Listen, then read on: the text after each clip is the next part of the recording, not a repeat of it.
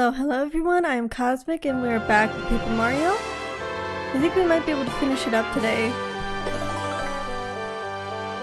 Let's see how this goes.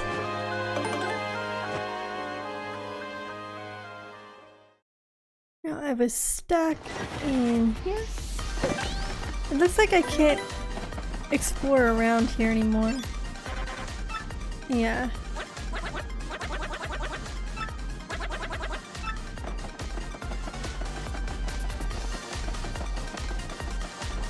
So I have to find another way out.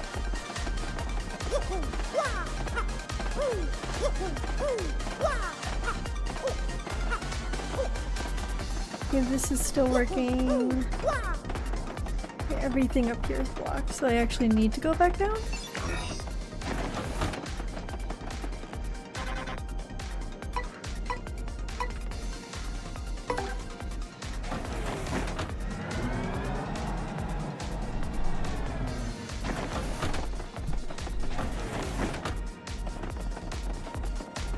It's kind of strange that everything else gets locked down except for this elevator. Hi, Antonio! Okay, I think that room was to the boss.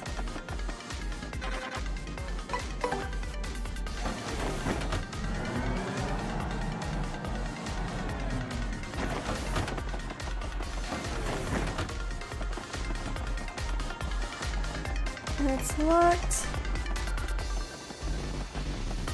This is not locked.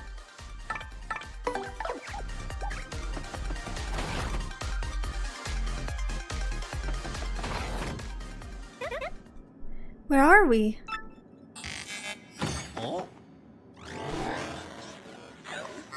He survived. You are Mario, are you not? It is pleasant to meet you.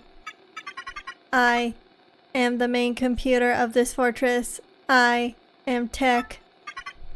I must tell you something. That is why I brought you to this place. Princess Paige.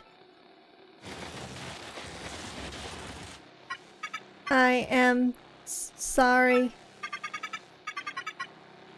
Most of my data was erased and my main power unit was shut down.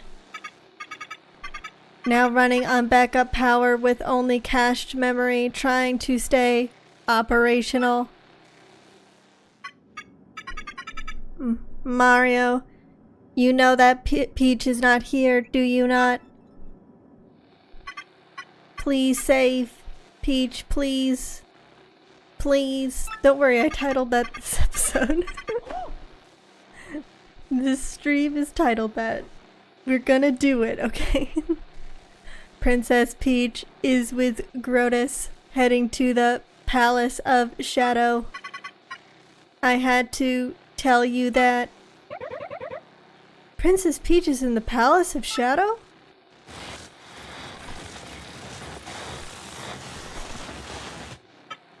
But backup power failing.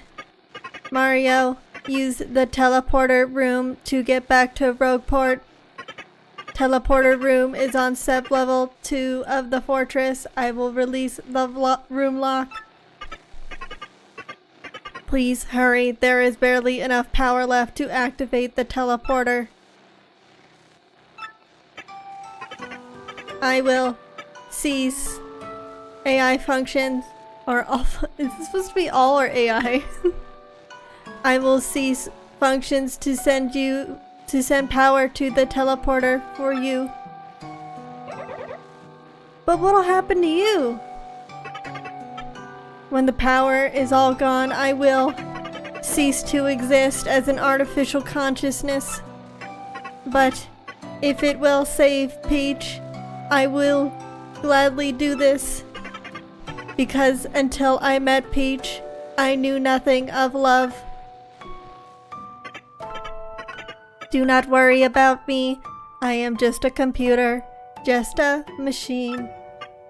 Mario, you must save Peach. I ask you, please. And tell her.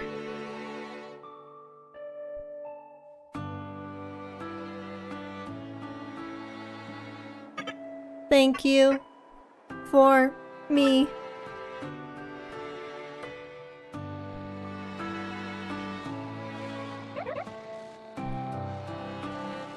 We understand, Tech. This is such a sweet moment.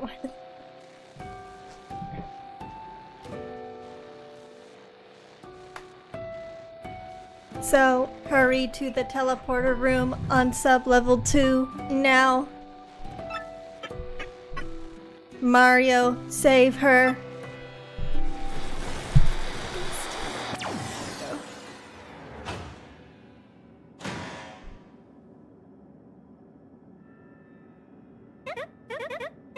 Oh, Mario, we have to save Peach for Tech 2.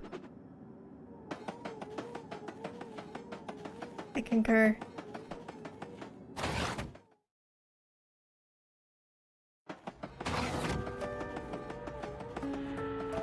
The star pieces and badges? I know he said that you only have time for that other thing, but...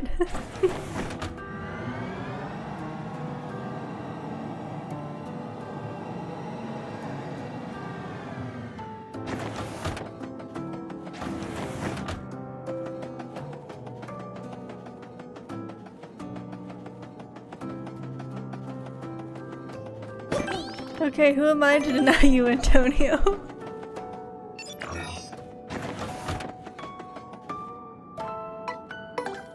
It's what Tech would have wanted. He would have wanted us to waste energy doing this. It's for saving Peach, not for our own gain.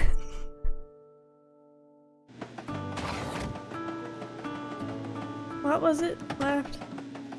Right, middle?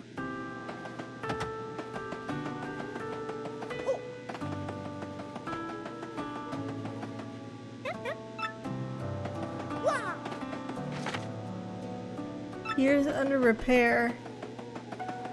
Oh, did I pick up the gear from the... Did I miss getting the gear?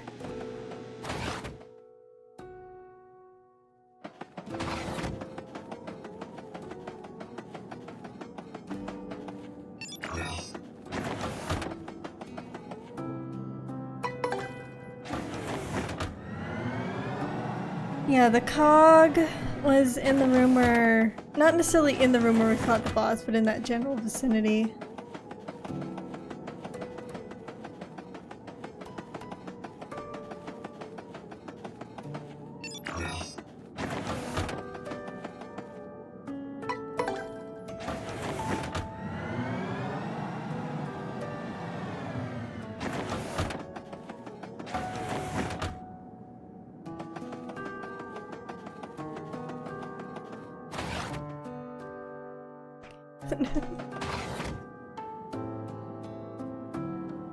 There we go. Okay.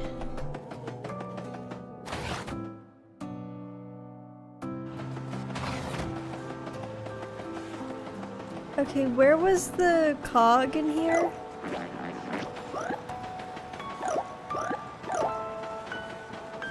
Oh wait, I can just...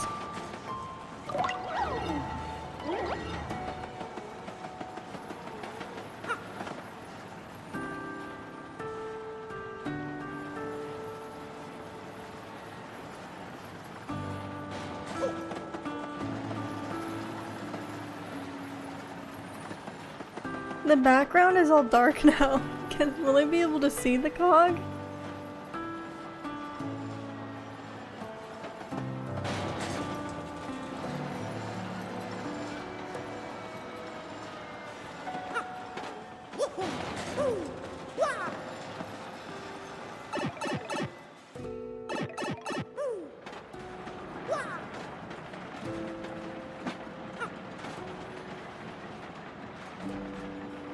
Okay, interesting. I can't do the jump.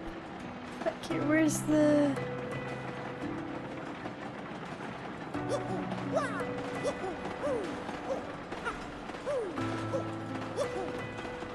Okay, I am like not seeing the cog.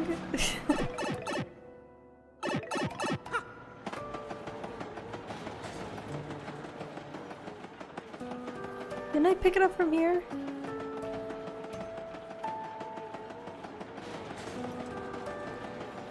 There's a room you have to spring jump.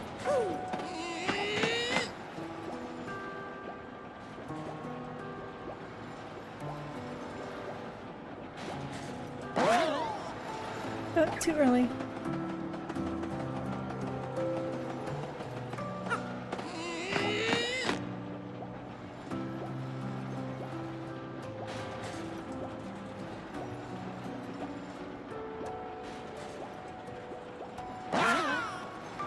No!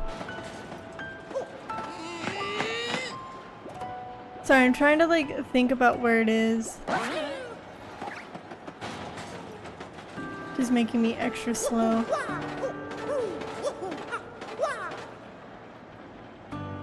Like, cause back there I just see the mushrooms that I have to get. And then I remembered, is it that pipe maybe? But doesn't this pipe down here lead to that one?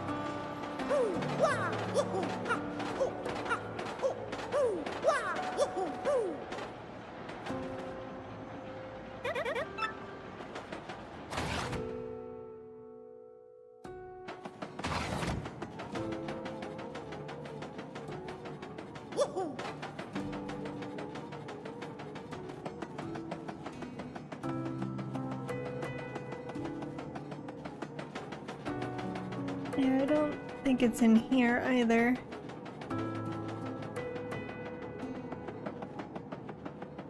Oh? Excuse it?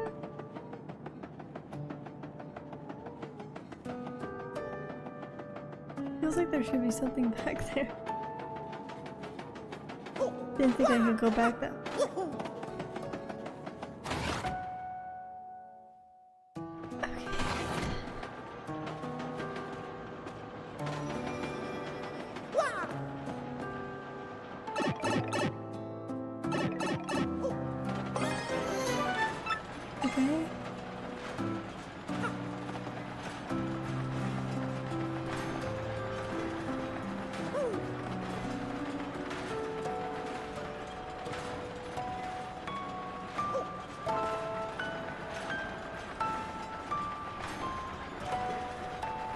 Figure this out.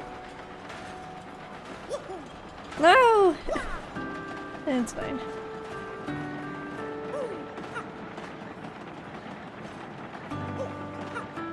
I can't spring jump back here.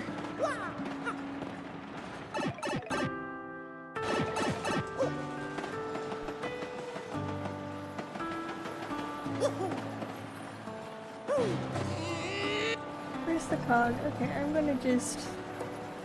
don't want to spend too much time on this.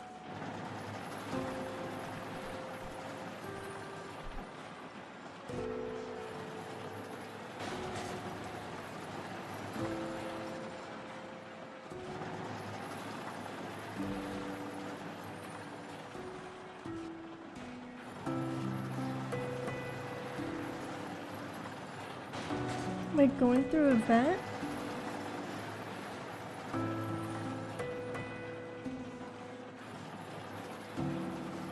No, the cog isn't in this room.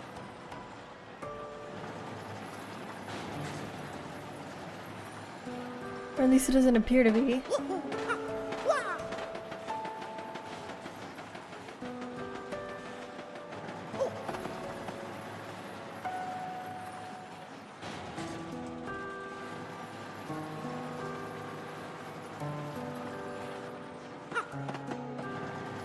Honestly, the cog looks like it's in a room similar to the teleport room, not...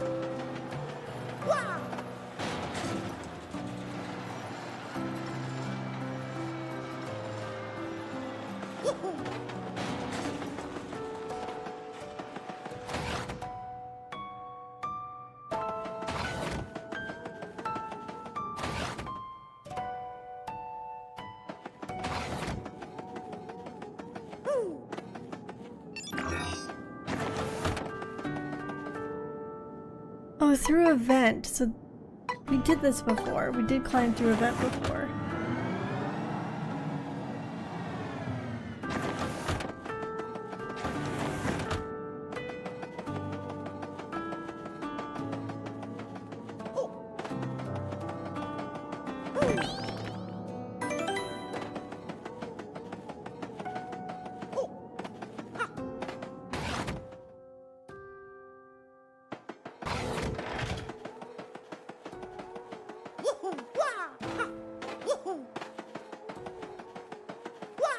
Didn't this have a spot back here?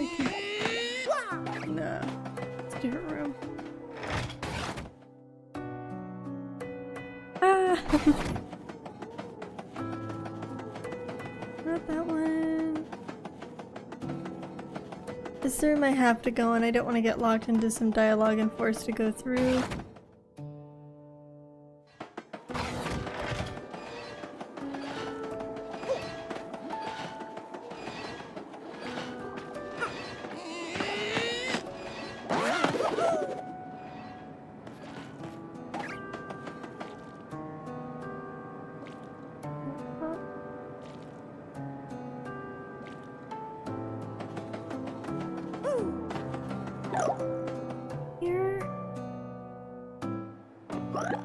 This is the...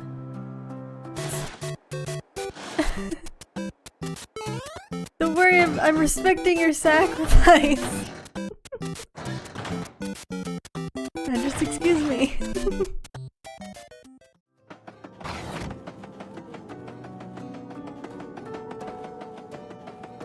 think it might be in that one room that we have to go in.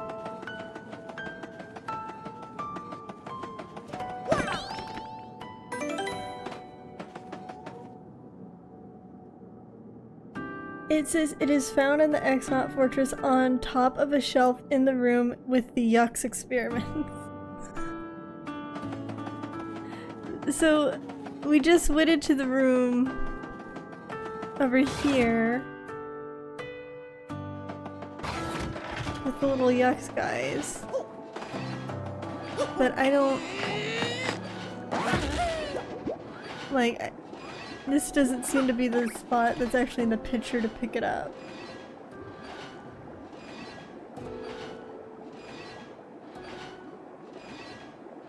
It seems to be the picture is the teleport room.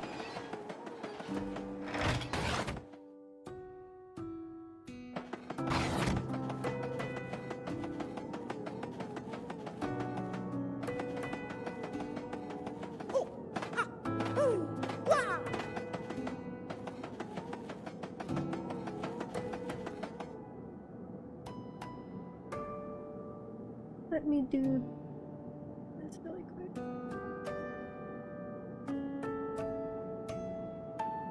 Make sure I do the right thing.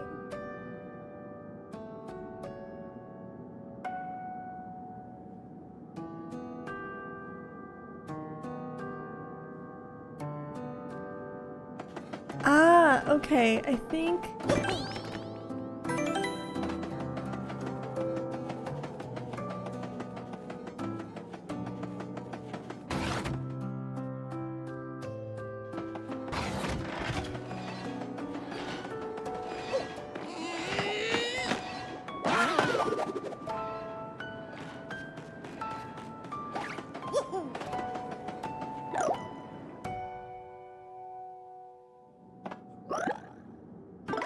Okay, see, there it is. Have him grab it for me. Perfect. Please don't lock me into any form of dialogue. We're good. Okay, now we go take care of it.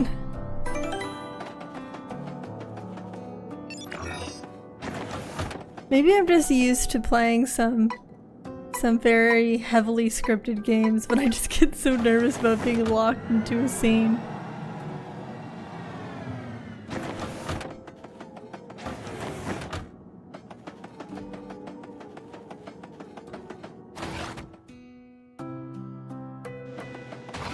Okay, you put this in. Oh, was it left, right, middle? I can't believe I still remember that.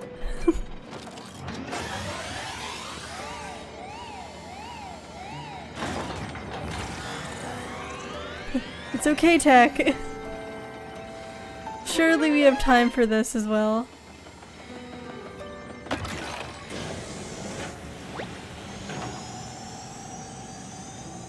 Oh, jeez. What the heck? It's popped. Okay. For as long as I hold down Y. Okay.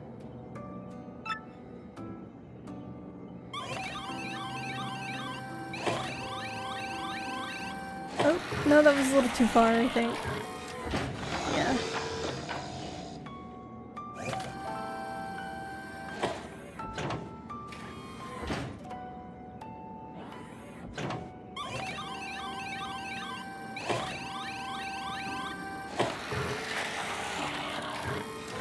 Yay! Oh, are you kidding me?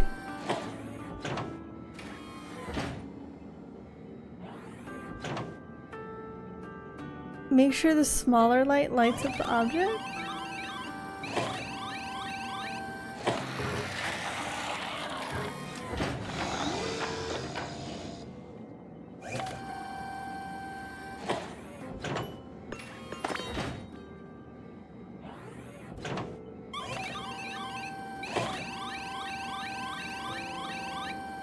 Oh, nope, that's not what I think that'll work. Yeah.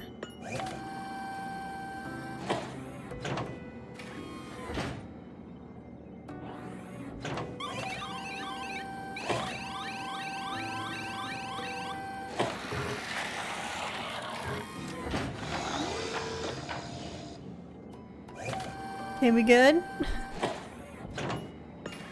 I'm just mostly focusing on the star piece and the patches. I'm not too concerned about the coins.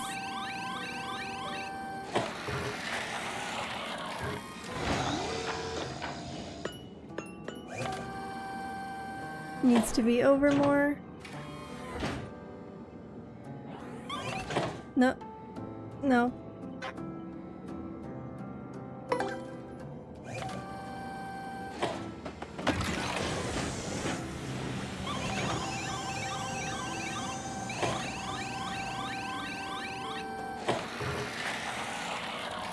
That's probably a little too forward. Yeah.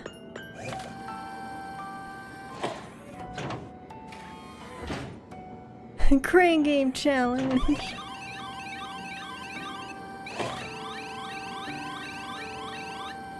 Oh shoot, that was too far back.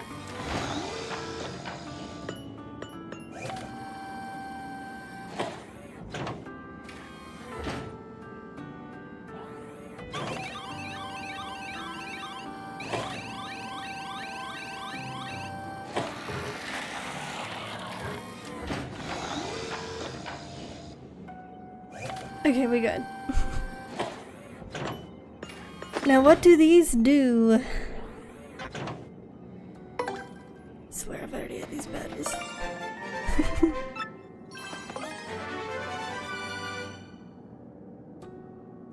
That's a really good badge. Excuse? Oh, they're 4 points each. Double dip was useful the last match. Zap tap hasn't been bad, but like, if I can get that.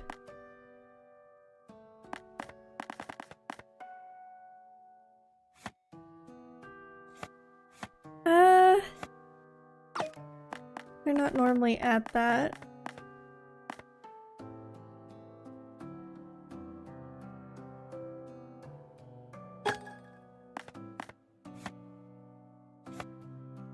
Increase attack. Is this my partner's attack power or mine? Because if my partner's at 2, I'm more likely to just switch them out than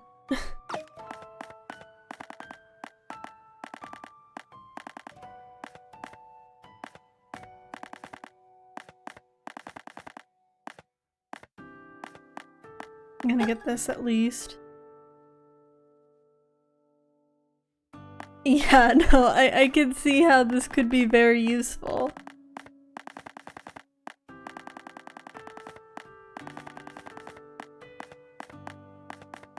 Nostalgic tunes?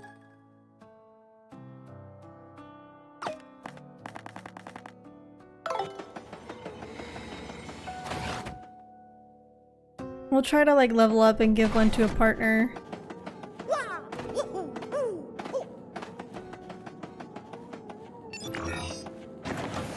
Okay, Tech, now we will leave.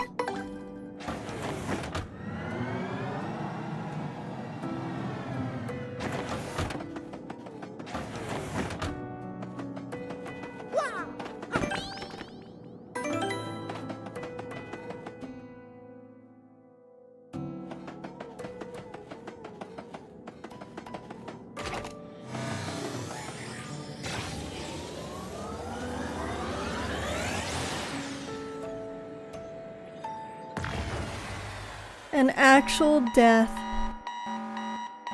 My goodness.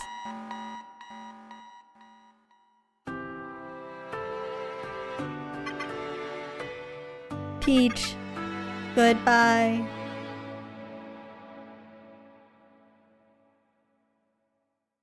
Did you blow up the moon? Blow up the moon or just the lab on the moon?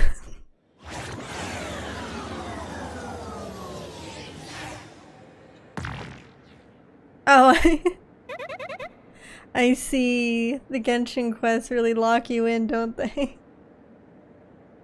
I remember the Sumeru one keeping me for like 5 hours and me being pretty much fed up with the game.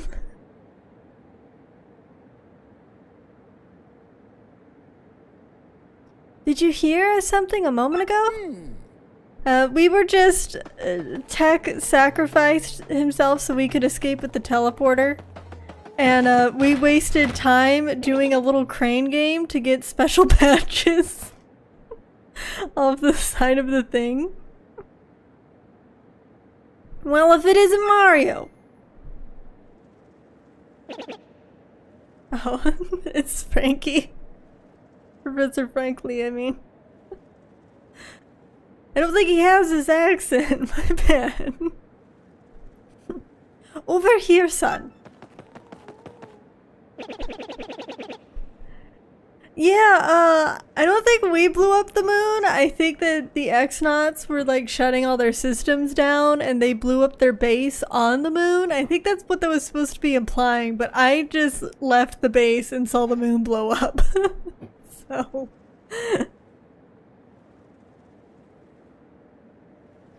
You brought the crystal star back from the moon with you, didn't you?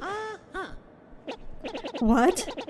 Talking to my good ear, the X-Naut fortress was on the moon? Ah, yes, that makes complete sense. So Princess Peach was there too, I assume? Well, yes, but the X-Naut boss took her and took off for the 1,000-year door. Aha! Just a bit ago I smelled some rank air and went to the 1,000-year door.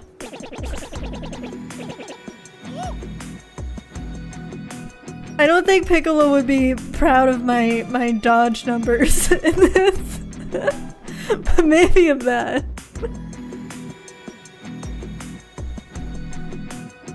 I actually haven't watched the original Dragon Ball. So I'm a bit limited on my Dragon Ball knowledge. I do know that Piccolo and Vegeta are still like 2 of my favorites, even though I haven't seen the full series. I saw a suspicious fellow in a cape pass through the other side of the door with Princess Peach. What? Are you serious? Didn't the legend say that all 7 crystal stars were needed to open the door? Believe me, I know, but I am quite certain of it. I saw it with my own eyes. I have a very bad feeling about this. Very bad. Princess Peach is in danger. I also have these swirly glasses. I'm not sure how well I see through them. Time is short. We must go to the 1,000-year door and rescue the princess. I'll run ahead and meet you there. Don't dawdle. You must come immediately. Okay, so I'm gonna dawdle a little bit because I wanna restock. Oh, look! I got an email too. Yes. Oh, we also don't we have to beat the crap out of Rockhawk? Didn't he challenge me again? I feel like that's something I have to do, regardless if I finish up the pit or other things. I just have to beat up Rockhawk at every given opportunity. Oh ho ho! Your inbox is now haunted by me, the spirit you met on the XS Express. I bet you're wondering how an ethereal being like myself can type an email. Well, I actually possess the train conductor to do it. Oh ho ho! Don't worry though, he's doing fine. One sec, let me...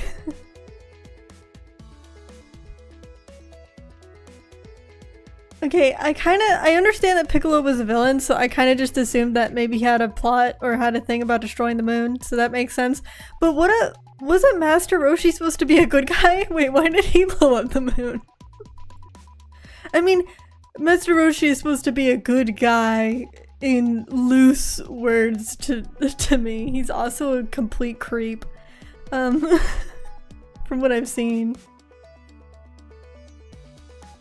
I think maybe I'll do my new diary like this. Email's convenient, you know.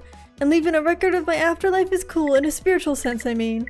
So, good luck with your quest. It's not yet time for you to come over to my side, but whatever you do, I'll welcome you. Oh, farewell.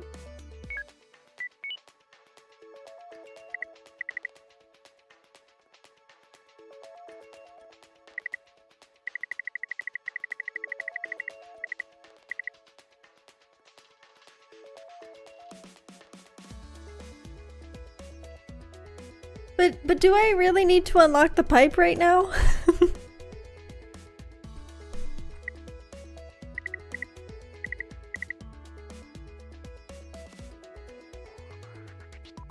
Is there stuff on the moon that would be good for me to restock with? Or... I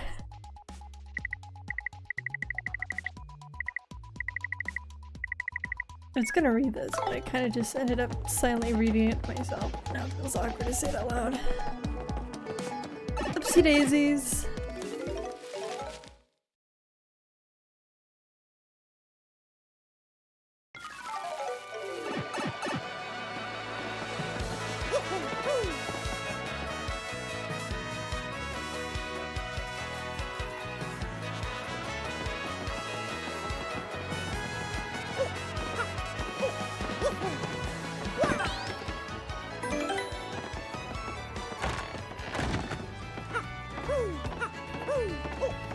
Let's do a resties.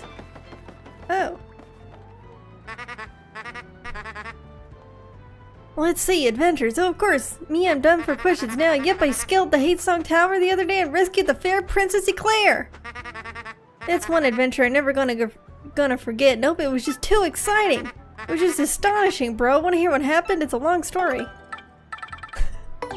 See, we have to talk to him every time. Well, like I said, it's a really long story and this part is just wild, but here goes.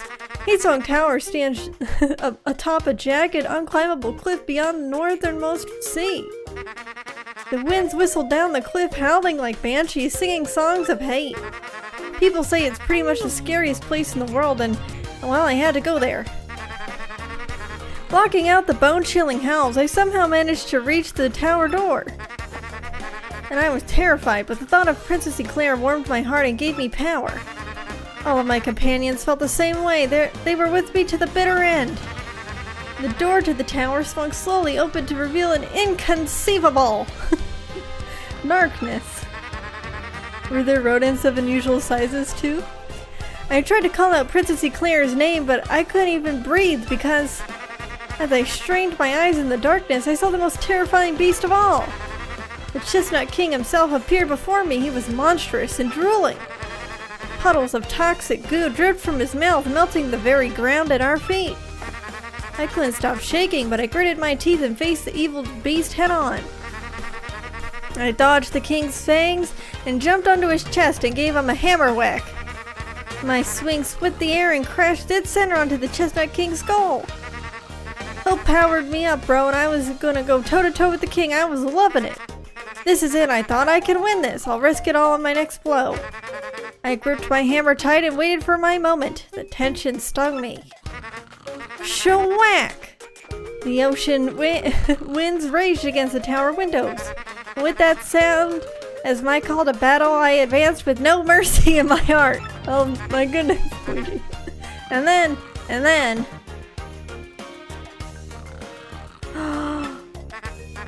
I beat him! I defeated the Chestnut King!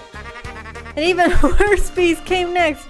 A nightmare thing, but I beat it too. I rescued Princess Eclair, it was all over. And then I came back to Rogueport and had a light lunch, and that was about it. Huh? You think there's more to the story than that?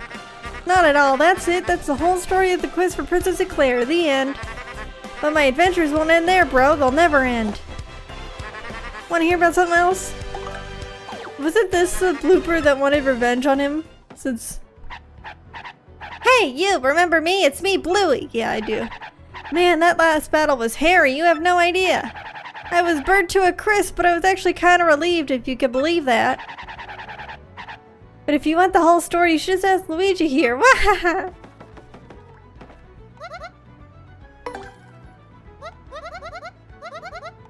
Oh. I didn't know I was fully rested. It's in a row.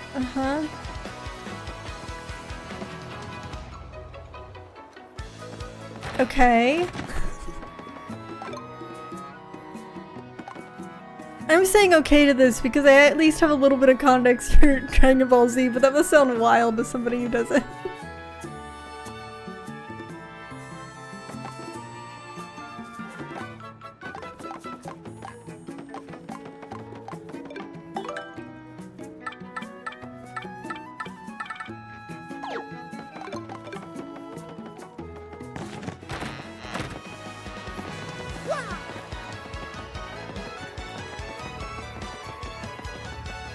Let's see here.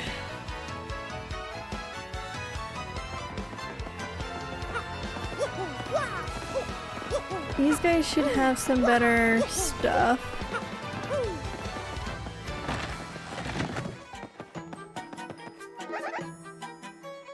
Not really though.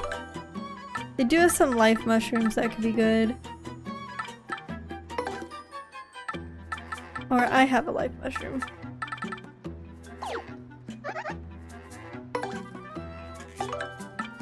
Let me see what I have. Shooting stars. So you can get more shooting stars to replace my thunder guys. I have all the heals that are necessary. And maybe like another stopwatch?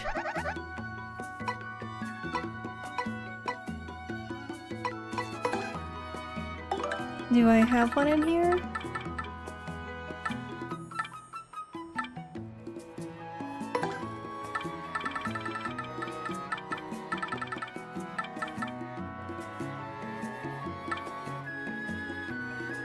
We could probably bring this with us if this is the final fight. There isn't any extra side quests at this point, right? I wouldn't think so.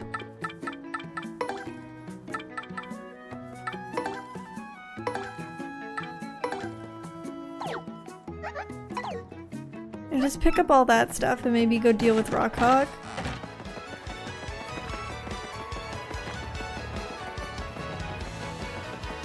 Because he could probably get rid of some of the smaller things that I haven't really been using.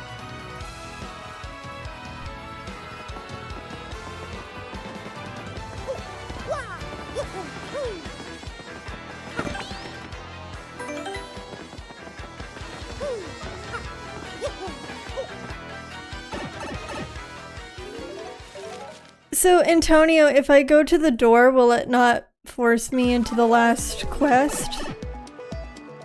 So I can unlock this? Or does it immediately force me into the last thing? Because that's more so where my concern is at. But it doesn't sound like it. Considering you want me to unlock that. So, I'm just gonna head in that direction.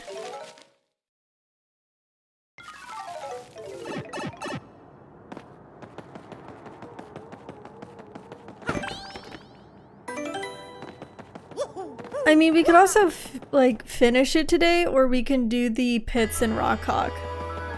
Okay.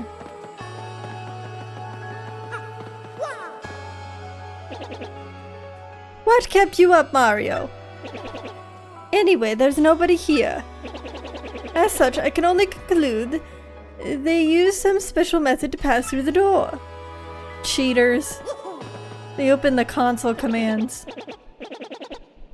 It's all come down to this. Hurry up now, Mario. Hold aloft the last crystal star. Well, I guess if the door glitched on them, you know, it's fair.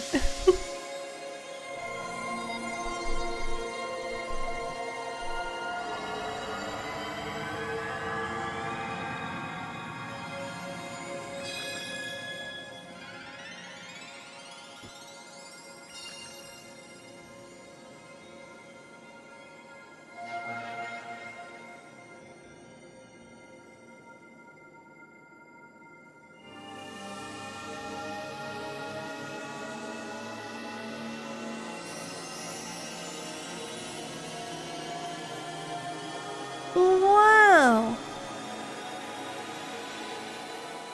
7 crystal stars for 7 companions.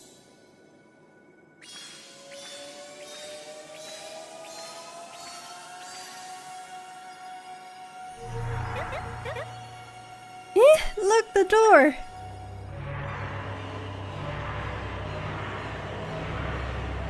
A demon immediately pours out.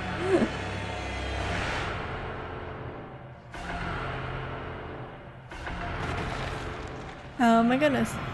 Maybe it does.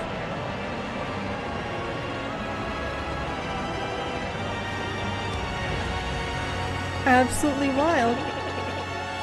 You turn it up a little bit. At long last, the entrance to the Palace of Shadow has been opened! Before Princess Peach falls victim to that fiend, before he takes over the world, you must rescue the princess and stop this cataclysm. I'm ready, Mario. This is great. I'm not. We'll come back to you.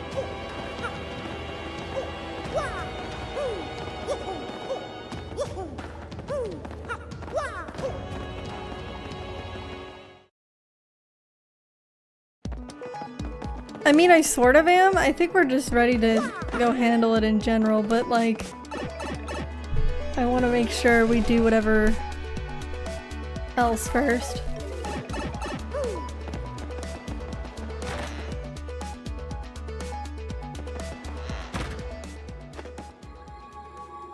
Ta-da!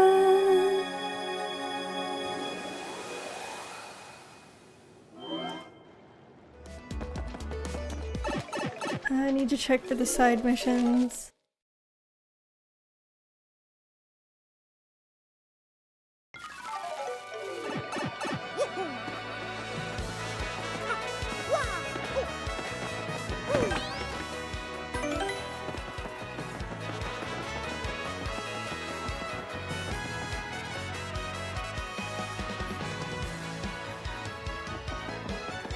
Yeah, it always sucks when you become exhausted after turning into a giant gorilla.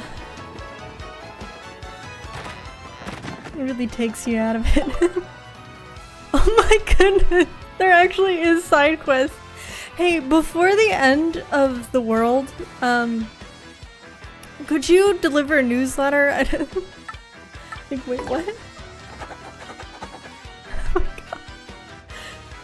Would you please deliver the Silver Club newsletter routing slip for me? Please come pick it up at my house in Twilight Town. Okay.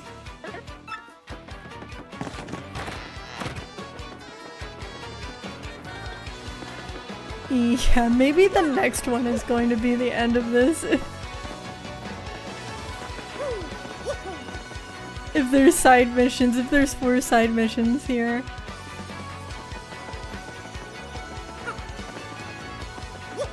Or I can make this one a really long one. Maybe that.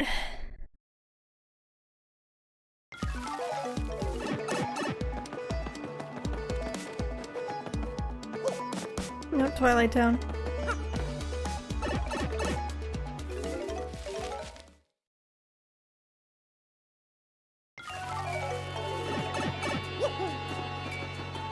Okay, the mayor.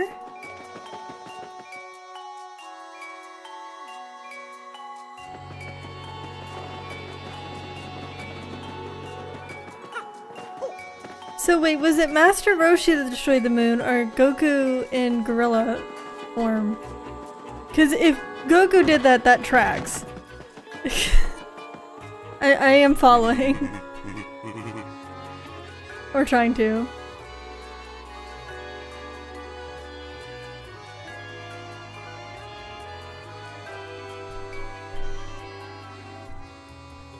Mario, I feel like I didn't actually give him the wheezing old voice. I feel like I gave him something more gruff, but I can't remember. Mario, you accepted my travel request, my. That's something. I hope you deliver this Silver Club newsletter. Routing slip to the Great Elder Tree. Tree Elder, oh, oops. Used to bring it myself, but this hip is really growling at me. Would you take it for me? Okay. Delivering news to the puny elder. Good to know all the elders are still, like, you know, talking to each other in their old age.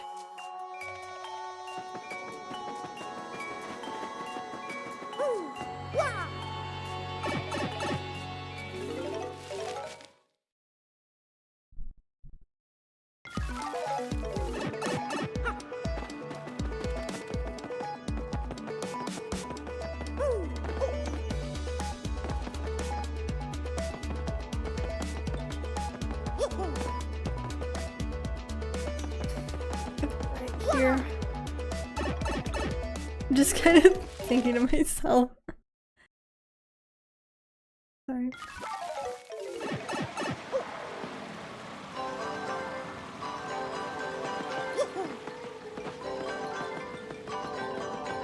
Okay, it was both of them. Okay.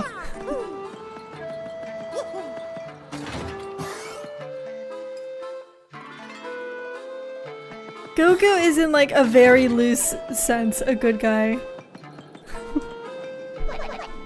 I feel.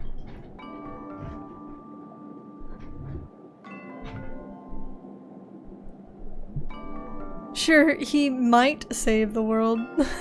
He has, but at the same time. Well, hey there, Mario! Are you here to listen to me pontificate for a spell?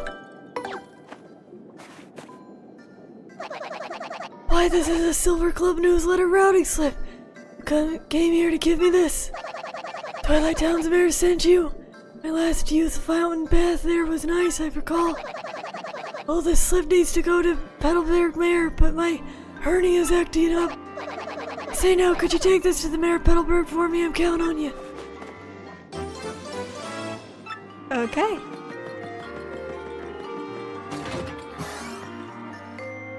Are they gonna send me all over?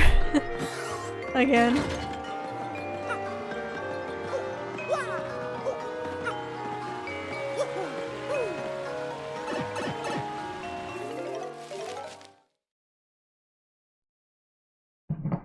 Like, Goku is just as willing to let the world burn if it means a good match. Has been my impression. Also not taking care of his kid. Reason why I like Piccolo, he's pretty much everyone's babysitter slash dad.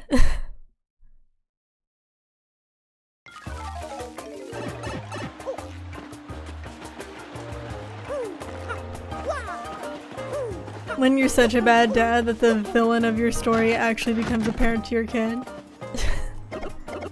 Murphy, what can I do for you, young man? Silver Club routing slip?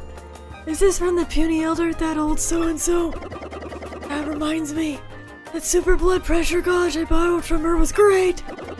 Since I'm the last one to sign this, it just needs to go back to the mayor in Twilight Town. But I can't seem to have got a bit of a cold. Could you take it to the Twilight Town mayor? Thanks, Murphy!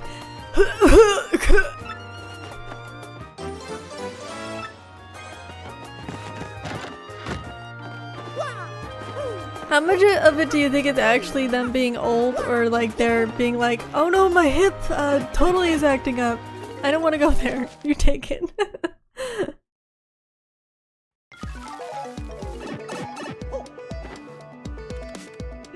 Okay.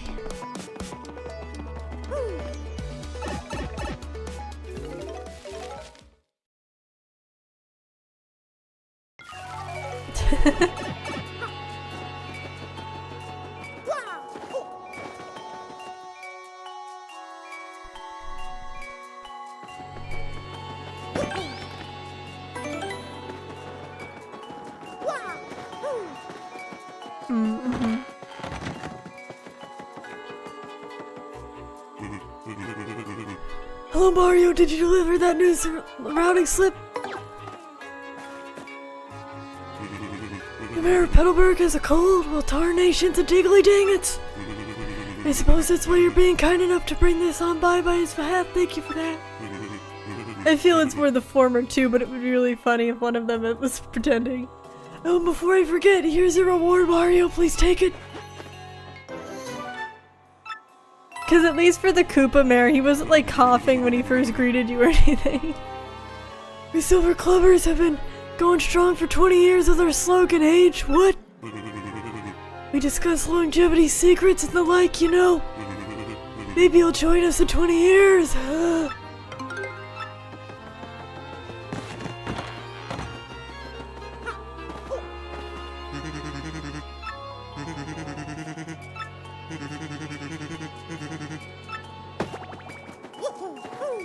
I don't know how I feel about the Saiyans, a race, being described as born violent,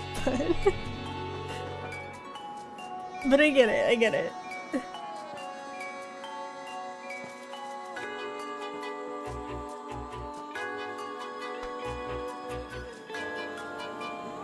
No.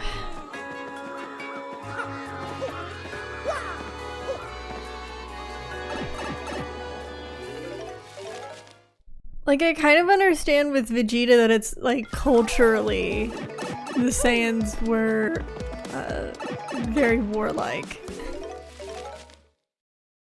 And the same extends to some of the other Saiyans, but Goku did not grow up with that. The idea of him being, or Saiyans being natural violent feels just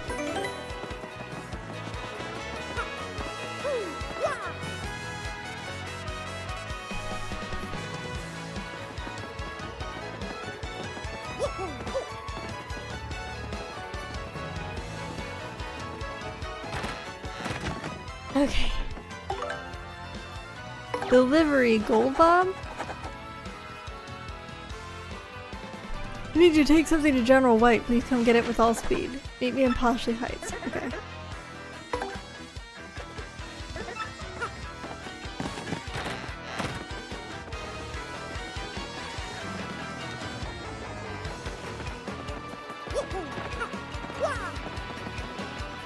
Well, good to teach him defeat. Oh, damn.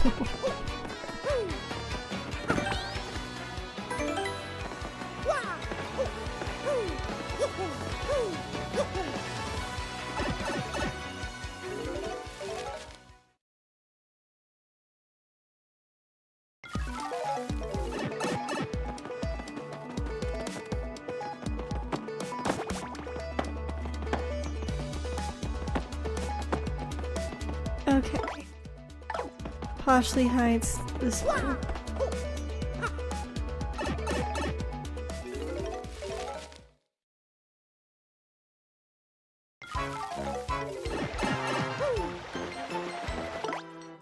Uh-huh.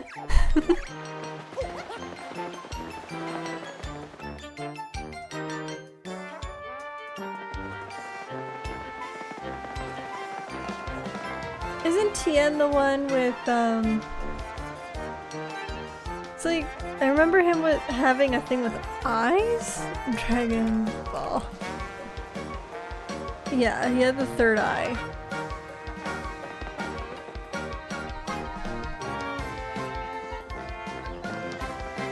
Well, yeah, it seems like almost everyone defeats Krillin. That seems more like a rite of passage in the series.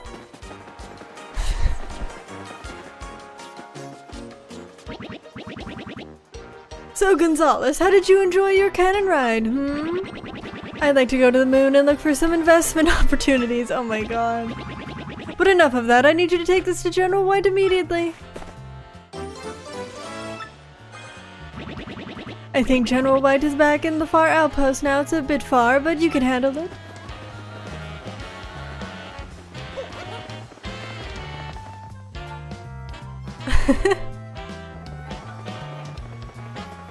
I swear almost every arc I just hear like, oh, and Krillin died.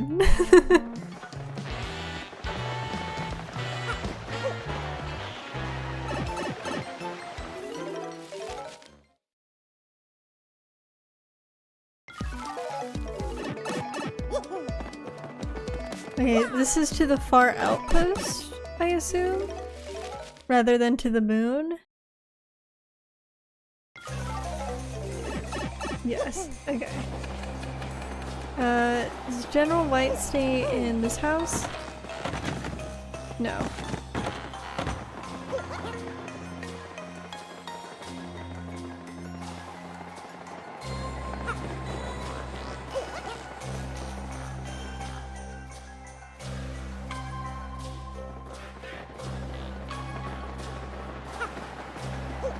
Talk of the moon reminds me of the end of Naruto and Boruto and how much I really wish that was changed. How that was not the direction they went. I hate the sci-fi angle.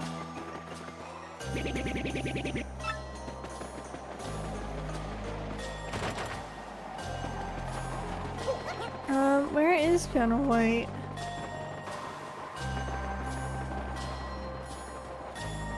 I'm not allowed in the locked building.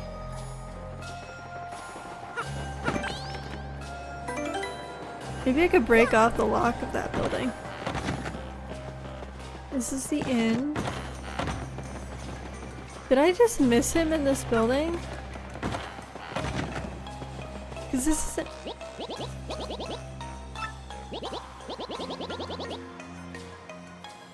Bartender in Rowport, okay.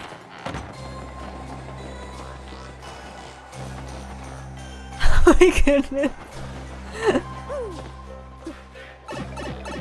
Krillin should be like, I don't know, I feel like after dying 4 times, like what effect would that have on your psyche?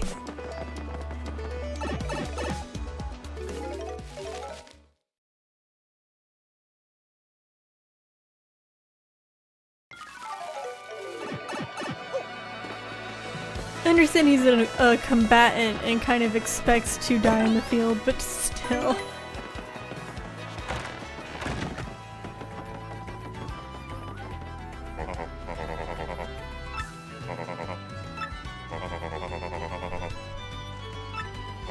Okay.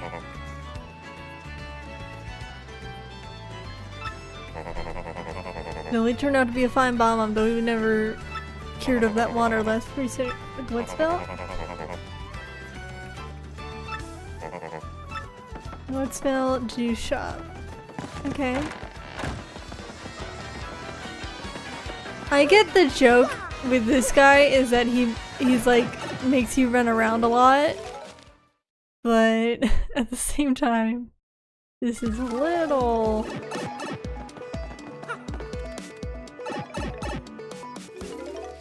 I would have more frustration at this than Twilight Town's backtracking.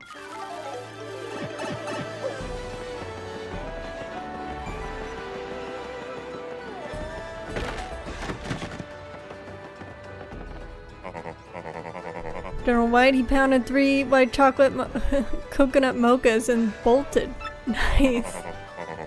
He drops in every once in a while. Hey, you know that lady in the black dress? I think General White has a thing for her. Maybe that's my gut talking there. She's darn cute after all. Guy comes in for her more than the juice, I think. One of her admirers is rock on. Okay. Okay, back to Far Outpost. But first you had to meet Golva, or not meet him, or something like that. Just what I'd expect from a legendary Glitchbridge champion. Overwhelming win. I'm sure Prince Mush was duly impressed with your win as well. Oh, is she? Yes, young Mush is doing quite well. All thanks to you. Thank you, Mario. I can't tell if that was like a tired, like, oh, he's back, great, or like a, I'm actually glad that he's back. Can minutes will stay quiet.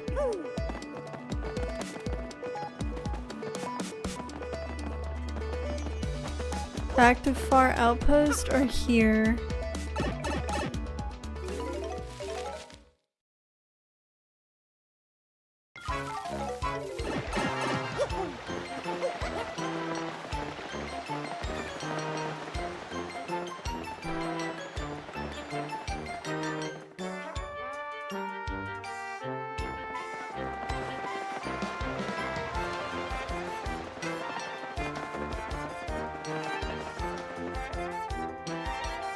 I imagine this, like the whole Wanderlust joke or this running around, this would be like what it's like for the courier in Skyrim to track down the Dragonborn everywhere.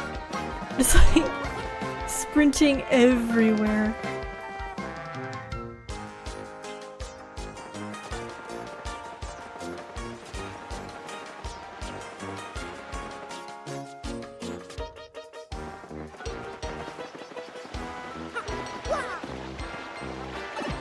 I understand how this quest couldn't be before the moon quest, but I don't know, I feel like some of these quests probably should have been done sooner in the storyline. Because it is odd for Mario to be presented with an end of the world threat and then be like, I'm gonna go deliver some newsletters. I as the player am doing that so I get to experience all these side quests, but it's weird for Mario.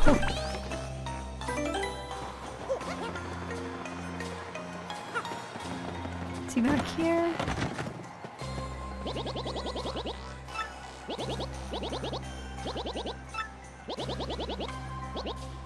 Except one. See, I knew somebody suffered in that.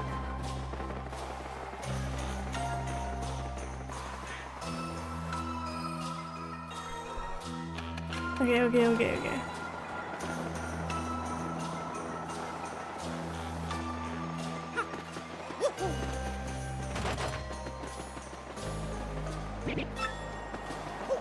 Wait, so was he in Quitsville or not? He certainly doesn't seem to be here.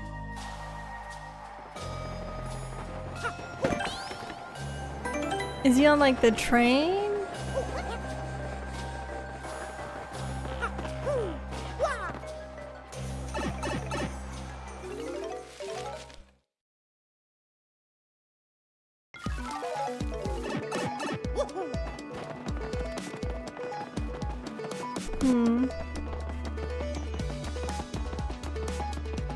Yeah, I know Krillin's been like Goku's friend for a long time because I remember one of his deaths being something that supposedly motivated him. Let me talk to the guy in Glitzville again.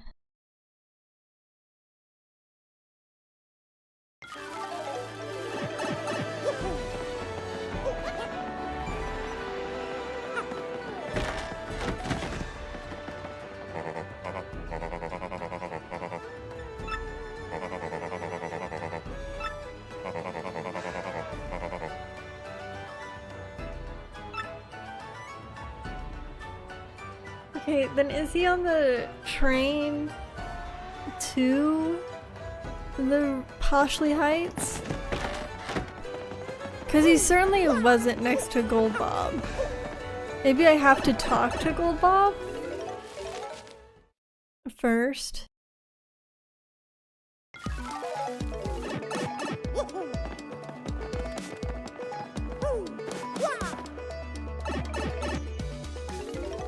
I don't know as much about Yamcha, so I can't. I feel like I could comment.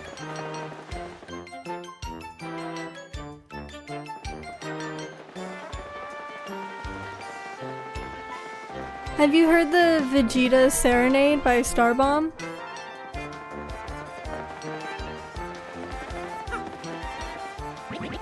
Oh, Gonzalez. General White was here just a moment ago, but you had the thing I wanted to give him. What a rotten bit of luck. He said he was heading back to Far Outpost. That General White is a fine bomb, but he does tend to wander.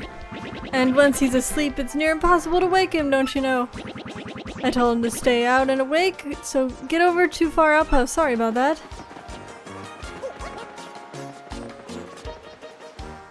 Yeah, I think I had to talk to him first.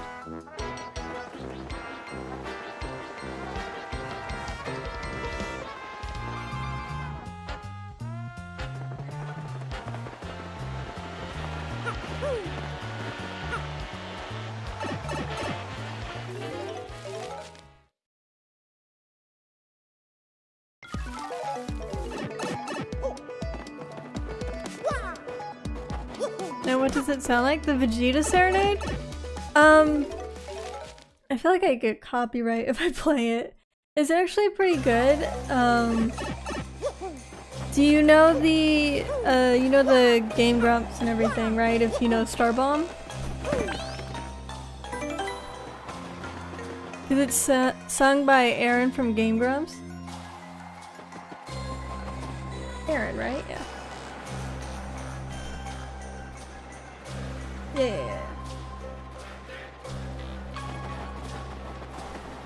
It's basically about Vegeta is trying to do something romantic for Bulma. And so he's trying to practice singing a song, a serenade for her with Trunks.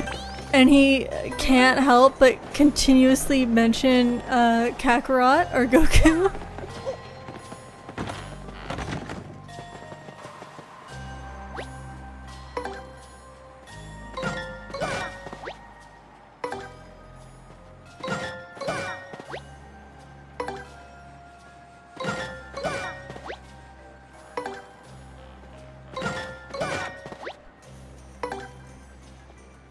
It's a serenade, so it's closer to a ballad.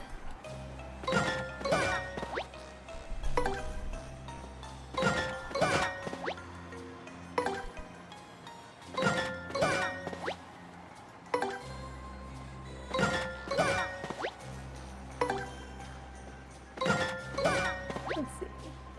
I can... Starbomb.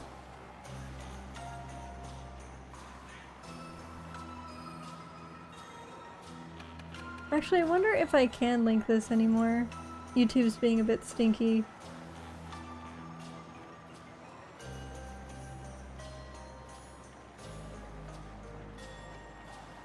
Boop.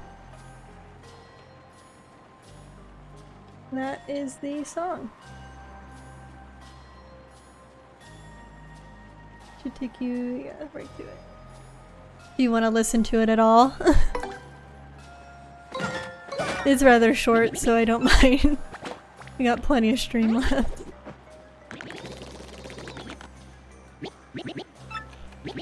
Hoot! Hello, Mayor! Mayor Mario. Do you need something?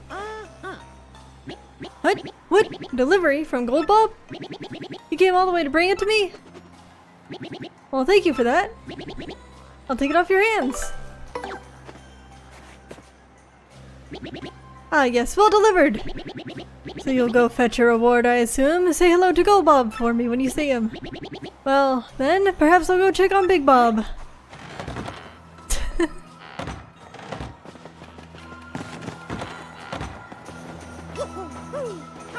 It's ironically, like, a pretty good song I like just to listen to. There's certain songs that are parodies that I'm like, actually this is sung pretty well and has a good melody film. Well, technically it's like a parody joke of the series, but it's not actually, I don't think it's based off any other song, like they made it from scratch.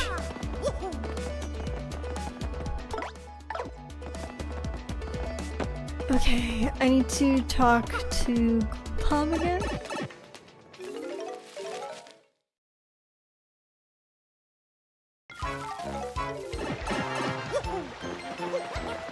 Help me sprint!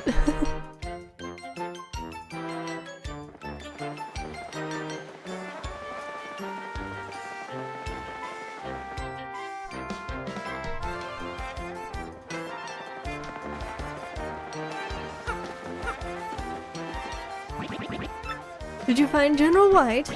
I see, and he received it. Good. Thanks, Gonzalez. Here's your reward. Cold cash. 64 coins? Beautiful.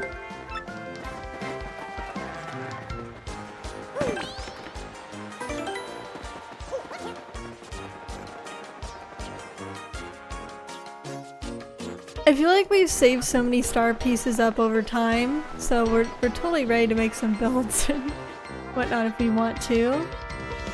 We have to travel 100 pits.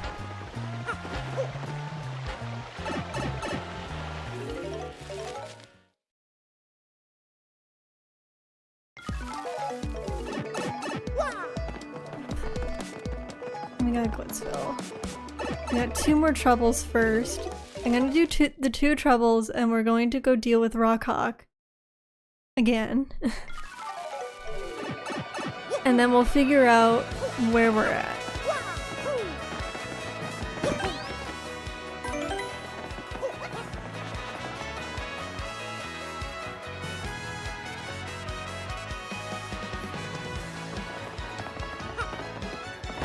Do I have enough to upgrade another companion? I don't think so. I don't know though. Yeah, we don't. But we have Bobbery and Flurry left.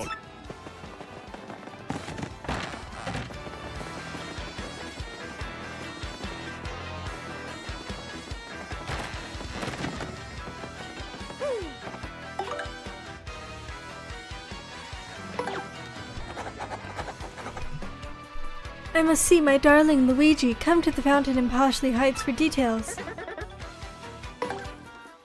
Okay.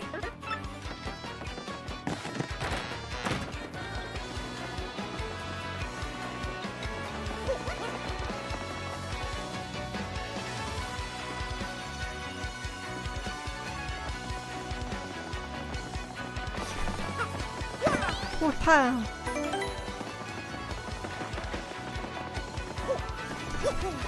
Okay, back down to Poshley Heights.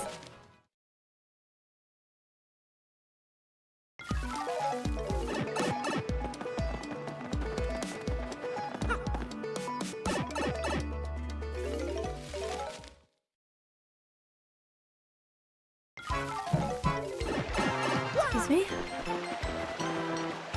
This, yeah.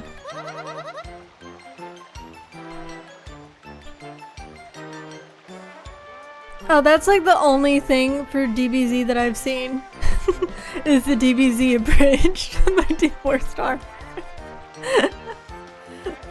So my DBZ knowledge is limited to Team 4 Stars abridged and to I played a bit of the start of one of the Dragon Ball video games. What was it? I can't remember which one it was at this point. I should still have it over here.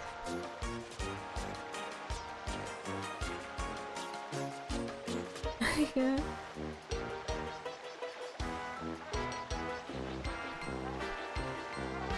The Dragon Ball Xenoverse? Yeah, I played a bit of the Dragon Ball Xenoverse game. So that's what my Dragon Ball knowledge is limited to. Hello, so you accepted my request for trouble help? I thought maybe it'd be Luigi, oh well. So maybe you could bring him, maybe? I'm a huge fan of his. I just have to meet him and I want to give him a cake. I have to give him a cake. Okay, bring Luigi here. Got it? Then I know everything I need to know? Okay, perfect.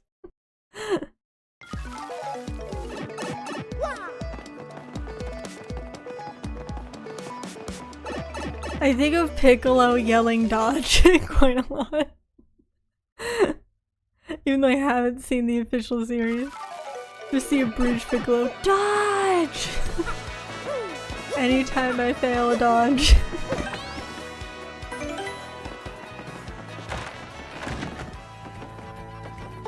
Is it the cake I have in my inventory? Yeah, I'm suspicious on this cake because she has to give him the cake.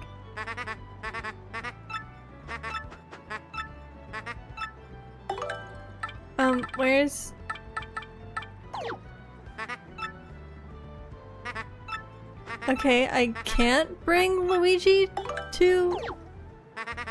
Do I just need to wear like the costume in a Luigi way?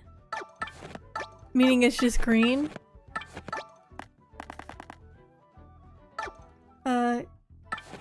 Gear... No, under badges.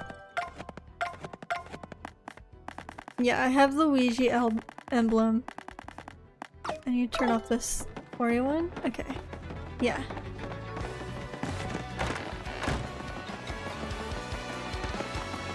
I was wondering if I could actually bring Luigi to her.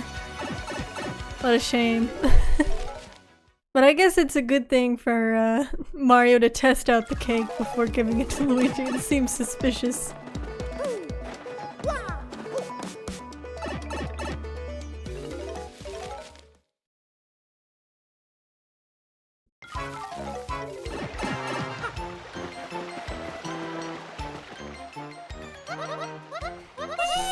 I could totally tell. I've never met him before. But I could absolutely tell you're the real Luigi! I knew it! This is so cool! Oh my gosh! What should I say? I'm totally freaking him out! I'm freaking out Luigi! Oh no, what should I do? Oh right, the cake!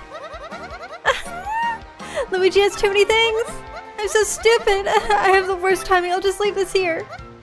What should I do? Should I ask for a handshake? Hey bro, say why are you dressed like me? Hey, who do you think you are, you filthy imposter? Police! What? I'm no imposter, I'm Luigi! Well, I saved something, Mario! Oh my god, Mario! Actually, Mario sucks instead. Actually, Mario is still the worst to his brother. I tried to give him the benefit of the doubt of maybe he's testing out this strange cake from a fan before giving it to his brother, but no, he's just trying to steal the cake. Ew, how dare you speak to Luigi, you liar, you Luigi! You'll never be Luigi, no matter how many green hats you wear. Now stop interrupting our special time! But I'm pretty sure I'm me. This is a nightmare, a bad dream. They won't believe it. Wake up, Luigi! Oh no, what have I done? You've seen such a horrible side of me, the worst side!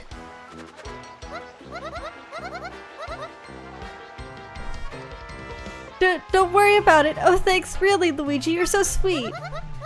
And thanks for coming today. I'll always treasure these moments, always. So please, come see me again, okay?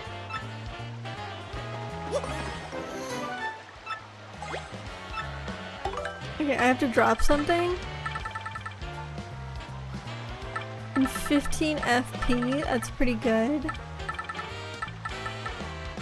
feel like I never use that. I'll toss this. I don't really...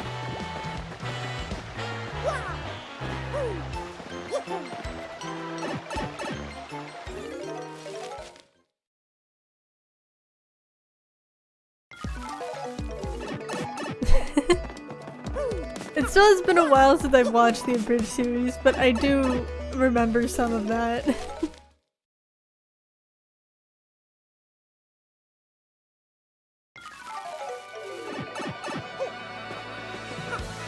It's been years!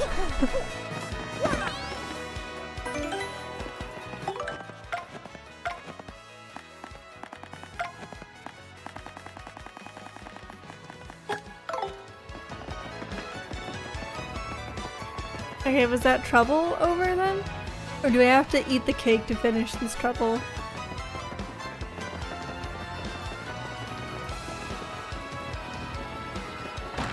Oops.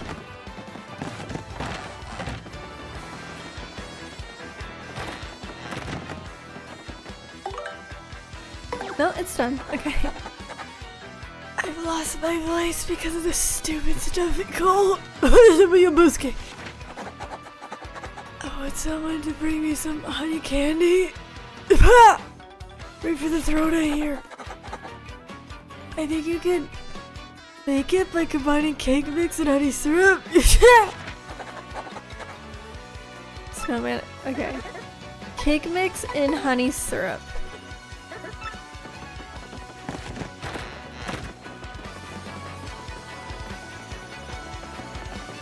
Let me store some stuff again.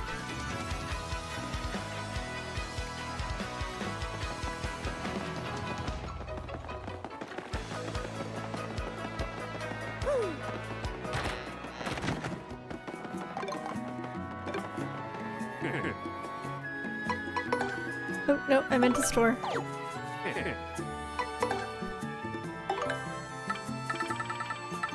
Let's put these in. Let's put these back in for now.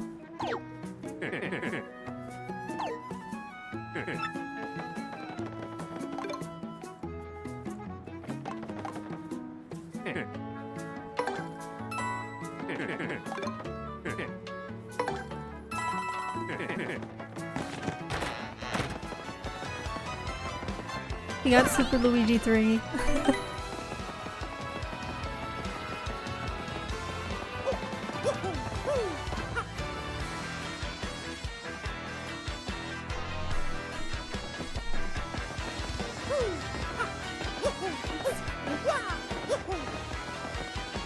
Cake mix is in here.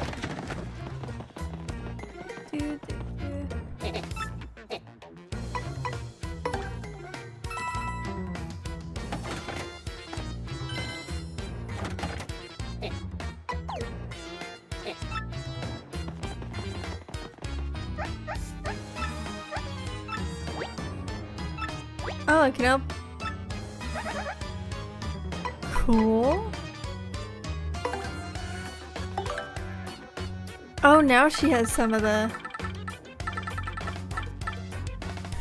So a strat in this game is to reset Mario's health to like 5 and then use this to increase his attack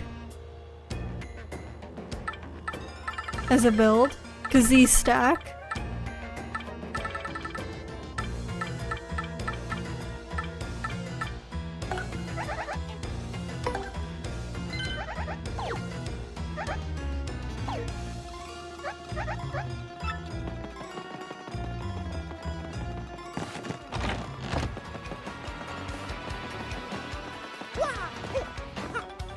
But maybe we should play the game more normally. We'll see. We'll see. Let's make this and finish this. Well, or whatever. Honey syrup. Yep.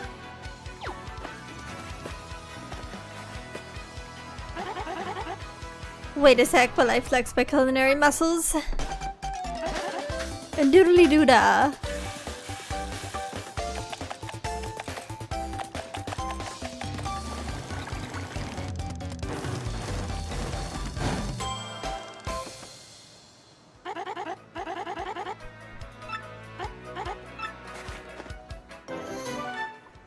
At 20 FP? I mean, I guess if you didn't have the jam and jelly. I mean, it's probably cheaper than the jelly. Which that might be the advantage of cooking.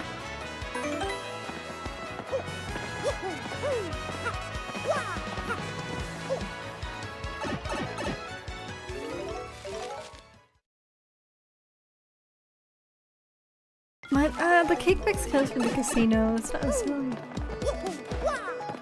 key.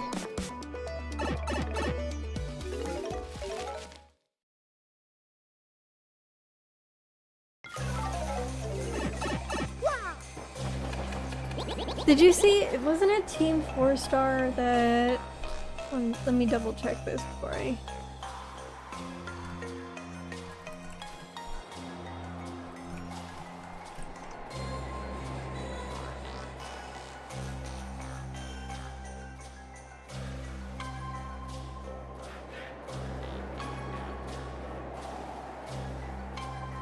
Oh, yes, it is. Okay.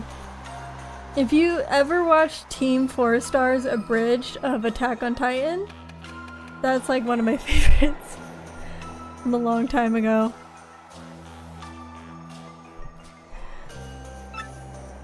Okay, one in the snowman. Or by the snowman? This guy.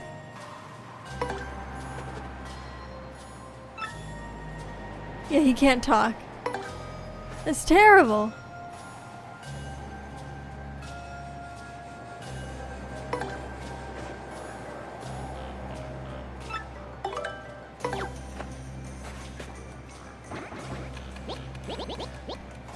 Ah, finally I can speak! Ya pow! I've been exploding so much that I completely lost voice, ya bluey! Thanks, ya crackety! Here's a token of my appreciation, ya boom!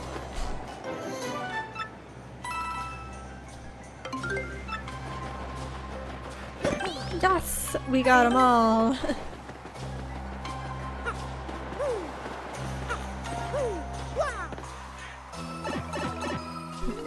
Now I'm coming for you, Rockhawk.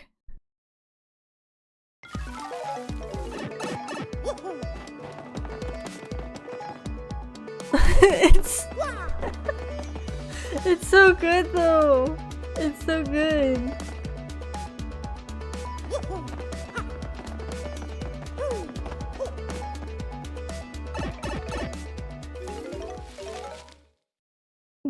The drill instructor specifically too was beautiful. Excuse me. Unfortunately, they weren't able to do the full series. There was like, I don't know if there was some sort of legality or something else. Something got in the way of them doing the full series. So they kind of just did the first couple of episodes and then cut it off with the implication that the main character died. And that everyone died. Like, if Attack on Titan's your favorite and you know it, then I think you kind of know where he probably made it seem like they all died.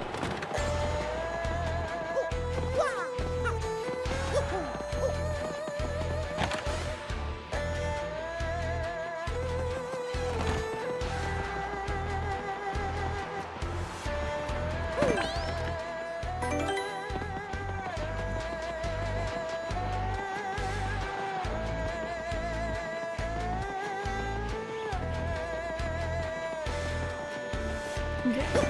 So this is still my room. I was wondering if I had to work my way back up again.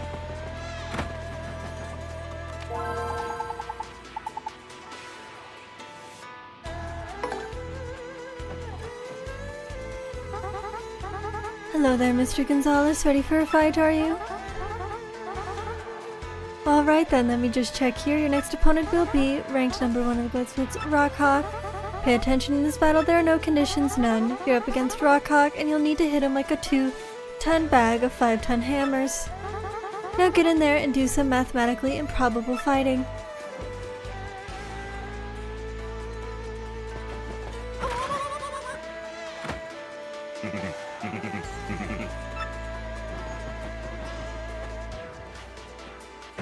I'm trying to I'm not sure if I should say anything to spoil it, it's just really fun.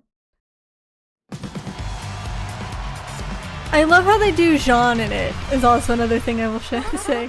They really lean into Jean's early snootiness.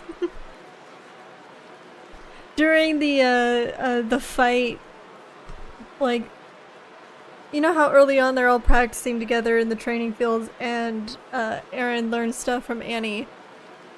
During the Abridged series, you can hear in the background Jean being like, "I don't want to fight you, you're dirty!" And now for the main event. Our former champ, Rockhawk, against our current one, the Great Gonzalez. Let me at him, yeah, bring it! You ready for a beating? Gonzalez, you dirty dog, you'll beg me for mercy when I take that belt back. Get ready to brawl!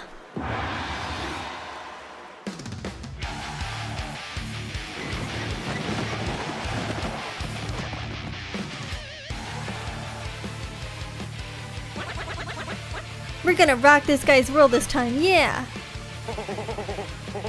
Hey, it doesn't matter how many times you try, I can rock all day! This is gonna be even more fun than last time!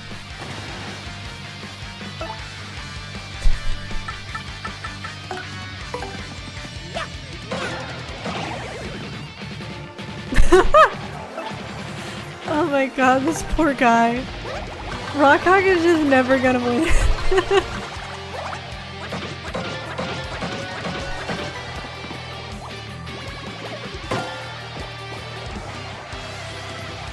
Is that like a worm? What was that falling from the sky?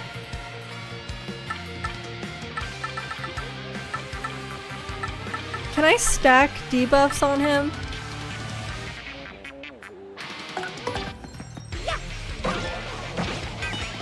Okay, shrink doesn't work on him.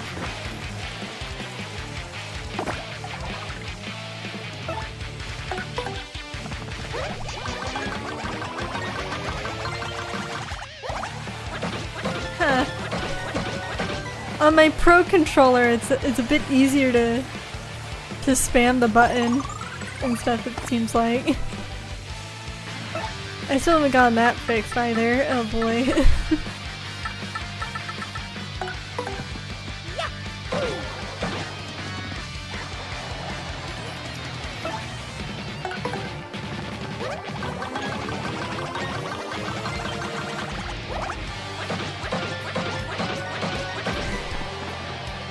Oh, in the Abridged series they also make fun of Connie. In terms of like how like easily impressed Connie comes across in the early things, where he like praises people pretty freely.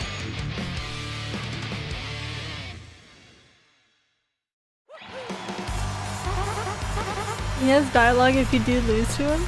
That's good. I can't see why Mario would lose to him. We got ourselves a winner, the great Gonzalez. That's all you got? Is he like relieved if you lose to him? 50 coins, yes. Now if you'll excuse me, I must be going.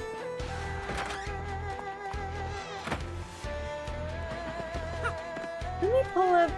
I'm wondering if there's like a reward for doing all the recipes in this game.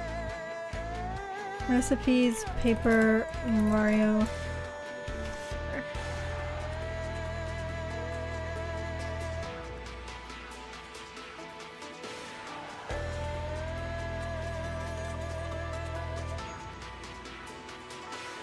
Okay.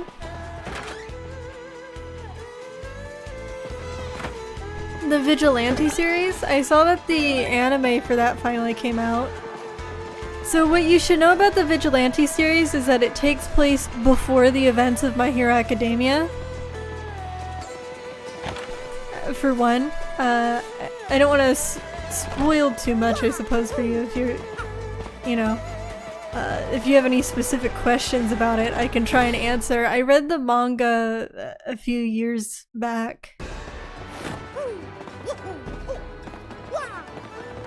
The mentor figure and the main character are pretty enjoyable. I have mixed feelings. Yeah, I have mixed feelings about the girl, Popstep. Although she is a bit more enjoyable than some of the other girls from the main series.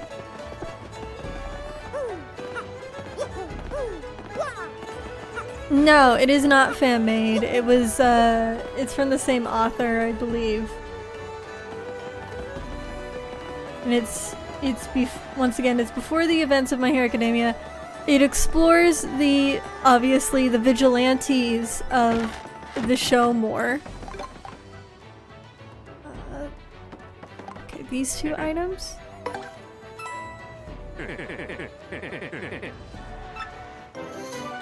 Okay, awesome, but also I think I need to...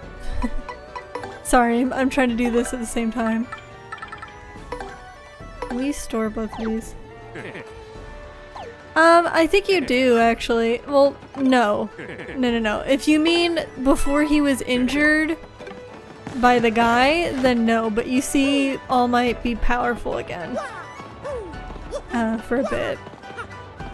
But All Might's not necessarily the focus of it. He is in a brief portion. Endeavor is actually in the final arc of it. There's more questions about the balance between doing the right thing and following the law with vigilantes, obviously. Where, how should I put this? There's a lot more. The detective guy that helps All Might in the original series is almost painted in a little bit more of a antagonistic, or not as good as a light in Vigilantes, because in Vigilantes he's so strict to following the law that he's not really considering the safety of some of the people. Like he's pretty much using this person that's injured as bait at like one point.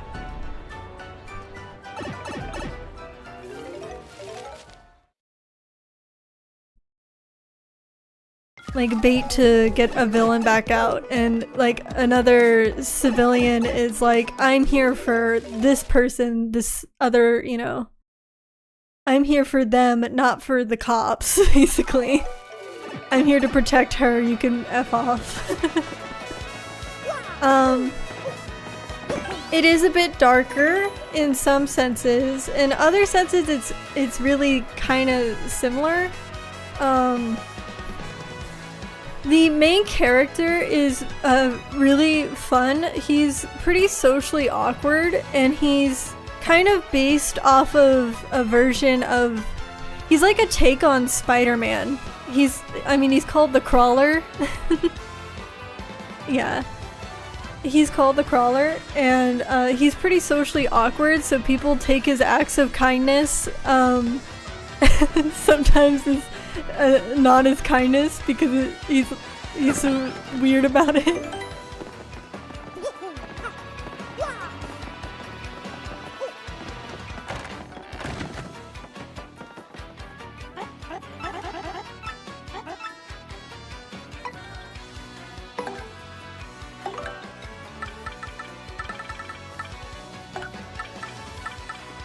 Wait, swap.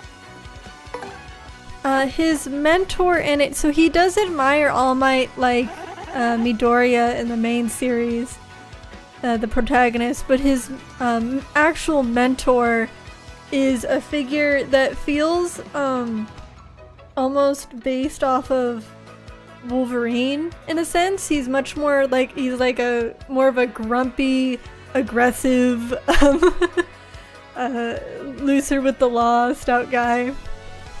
And his name is, or his alias is Knuckle Duster. Obviously he has two Knuckle Dusters. And he is quirkless.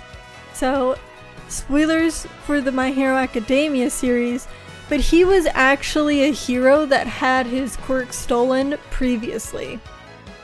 Right? And now he operates as a vigilante because he can't operate as a hero without his quirk and stuff anymore. Is his mentor.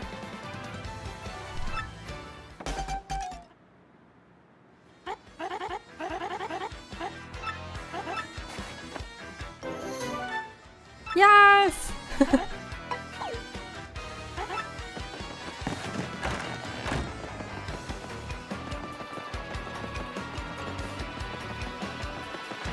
Interrogation. Oh, interrogation. I think that's the same guy that we're talking about. I'm not sure. He's not actually bald. He just has a cowl thing over his head. Is the mentor.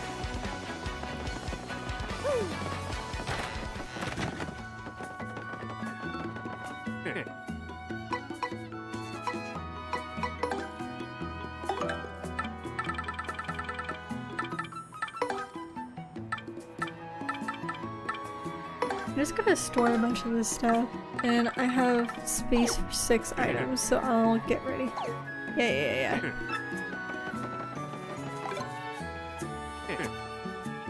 Get all the Super Luigis while I'm doing this. Okay.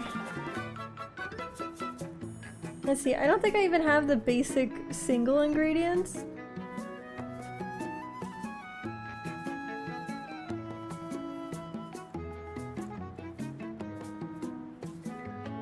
Yeah.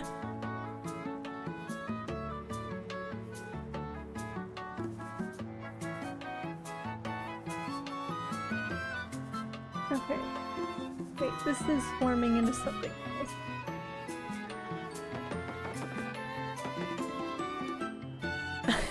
I don't like this layout for the ingredients that I'm looking at.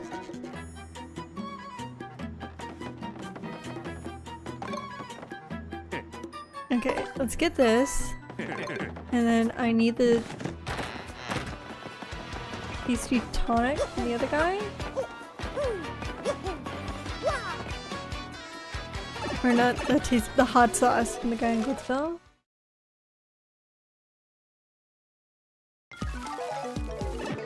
I'm sorry, I'm just really curious if you get something neat for unlocking all the recipes. Which is why I'm over here. There is, so there's the protagonist, there's the mentor, and then there's, another vigilante, a girl that works with them named Popstep. And there's some aspects to her character that I do enjoy, but I don't think I can get behind how she was handled overall. From what I can remember. Actually, I'll buy 2 more. For later.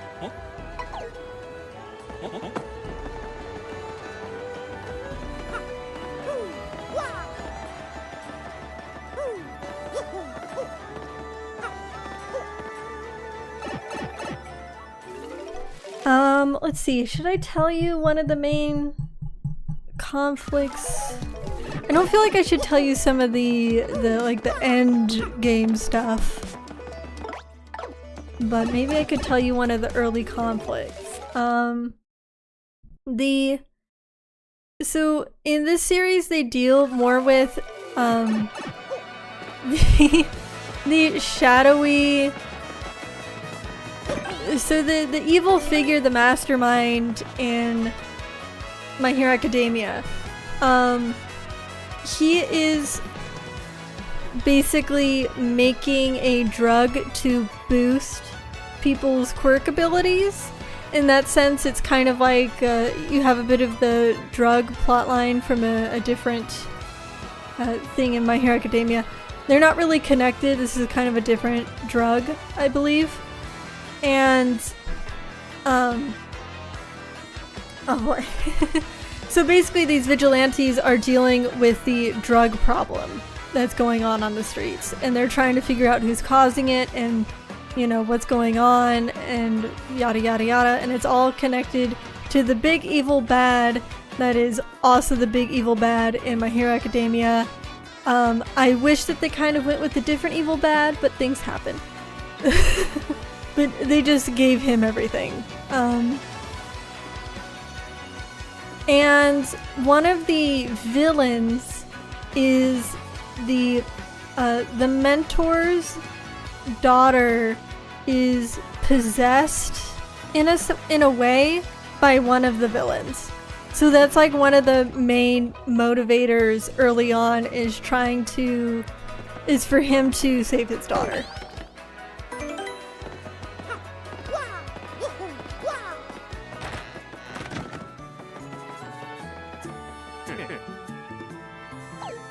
No, not really.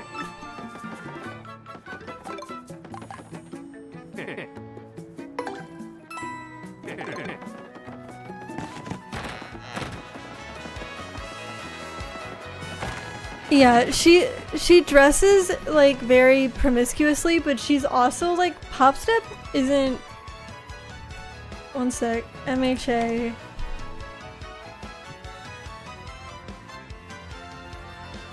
I believe that was actually one of my problems with her.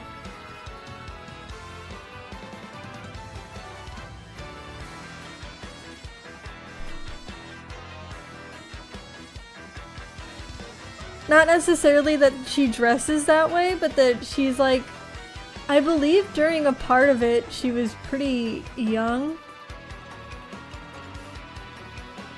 Which this, like, the author for My Hero Academia has a lot of problems with portraying young women respectfully. Like, the best you get for that is the lip service during the tournament arc, but the rest of the series really doesn't do that. And like, that disgusting Mineta is such a disgusting character, and he had the author, remember the author made Mineta, and he had Mineta say to like a 7-year-old child character that he couldn't wait to see what she looked like in a few years. And that's just gross, right? And so, like, I don't know, it more so bugged me that he had yet another character that was on the younger side portrayed in like a weird sexy way when it wasn't really appropriate or fit. With her, at least it fits a little bit more because she's actually like, she's called Pop Step because she's actually like a pop star, but her actual personality seems to suggest that she's more shy, so I don't understand, you know, where that comes from. You could be a pop star and like not do that too.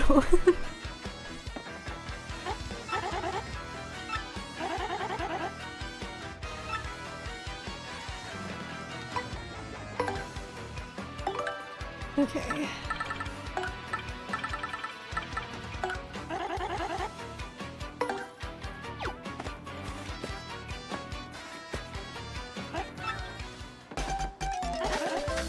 I'm told this makes inky sauce.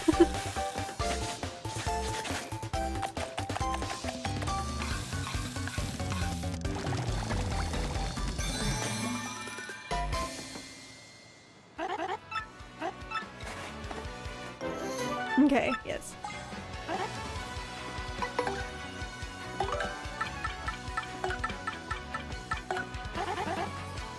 Both, like, I remember both the main character Koichi and Pop Step being closer to young to college age. I believe when they first met they were like younger.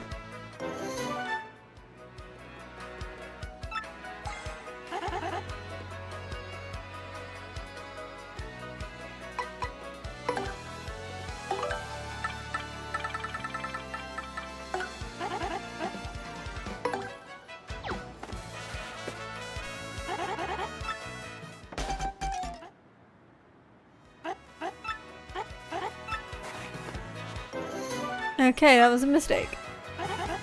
Wasted that ingredient. Oh, that's the Super Mart. I need to avoid that. Okay. Inky sauce. Oops.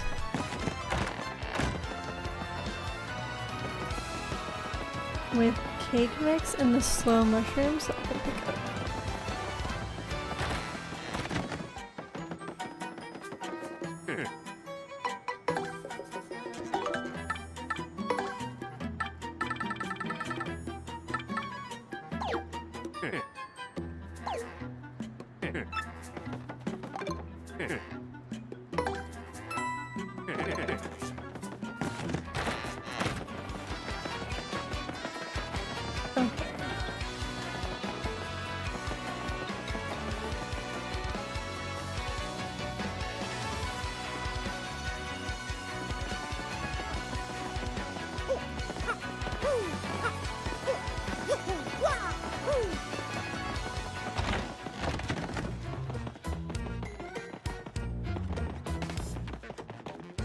Like, for example, with My Hero, I had less of an issue of the character Midnight being, like, having a dominatrix style thing to her outfit and like themes or whatever, but I had more of an issue of her being gross to young boys.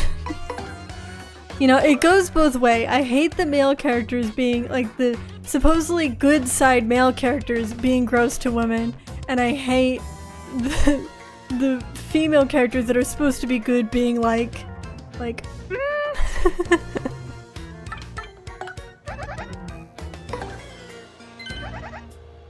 Just to make that clear, both sides can catch hands.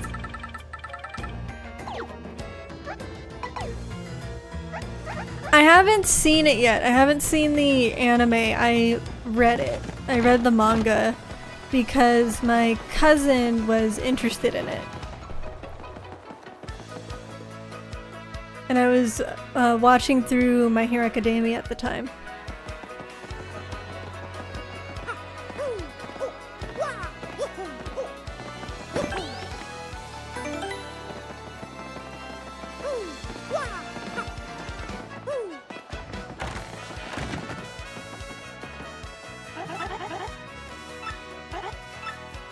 Let's see, use 2 items.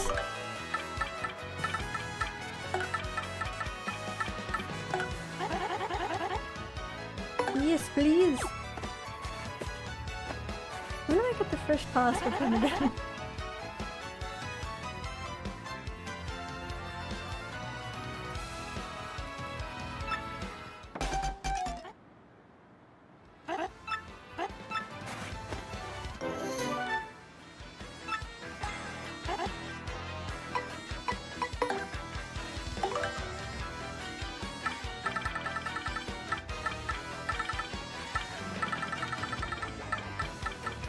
Hot sauce and tasty tonic. Yeah, I mean, how should I put this? There's things that I still like in it. I mean, you gave me a spoiler pass, so I'll say this. Is that something I enjoyed in it is that they introduced the idea that the big bad villain had more options than just Tomura. Like that he was testing out with other people too. Which I found to be a good change. Yeah.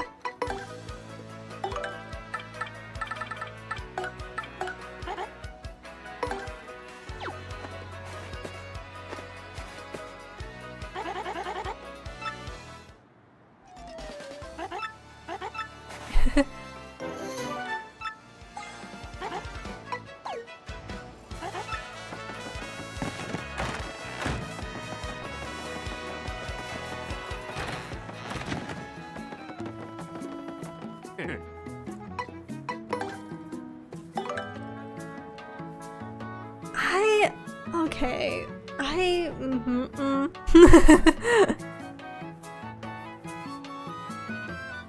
Isn't it all for one? It's the, yeah, all for one.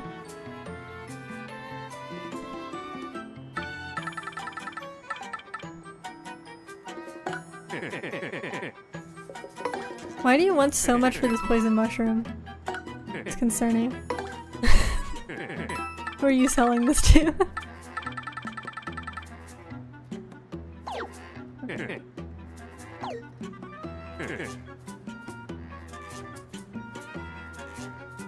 Oh, the souvenir stand at Potley Heights. Okay.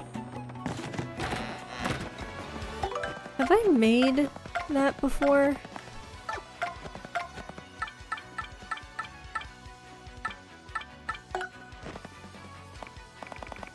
I feel like All for One was infinitely... Yeah, it's okay. All for One is just... Think of it as like, they get all the quirks for themselves.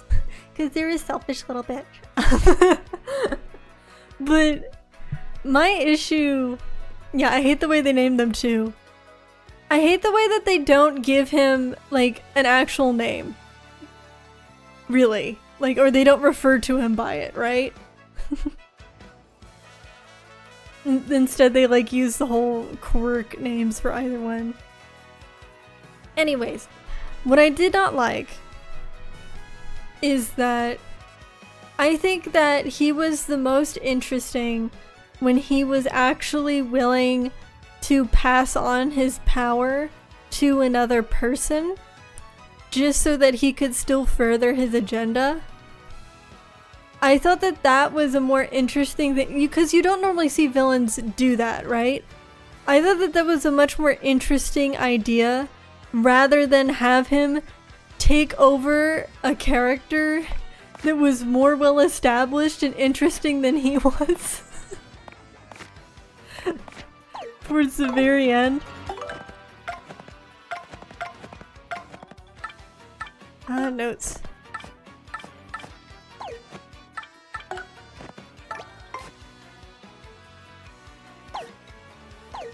Okay. The catalog is the enemies. Badge list. Recipes. Okay, do I have the... Okay, I don't have it done, so I'm gonna need to grab it.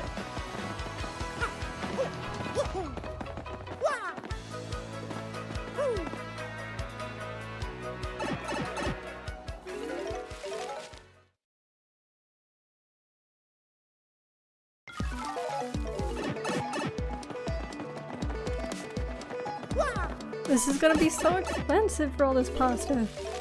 It must be done.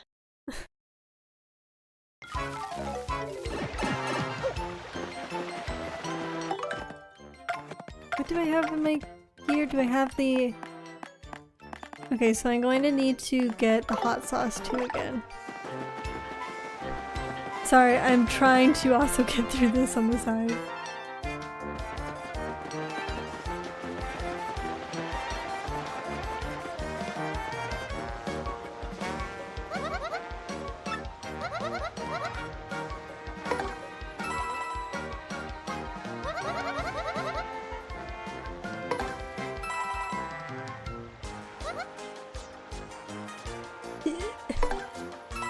I'm gonna do 3 for now. Okay.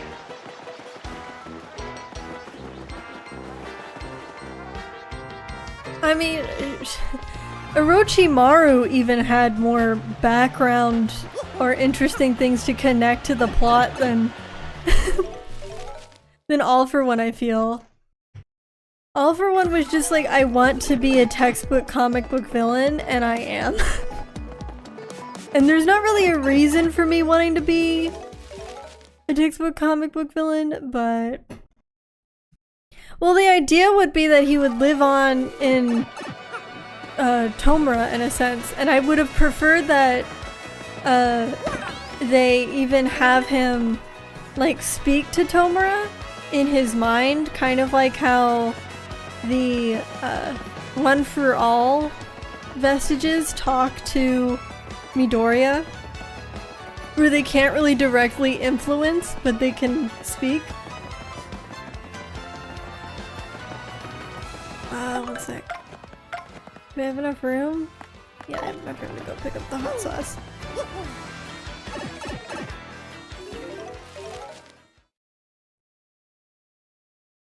And so in a sense, I never expected him to really die, but I did expect him to, like, fork over.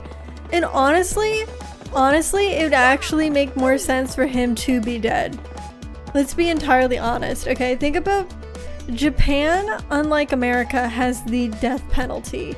Now think about the amount of crimes that he has committed at the time that he was captured by police. And they just decided to lock him up?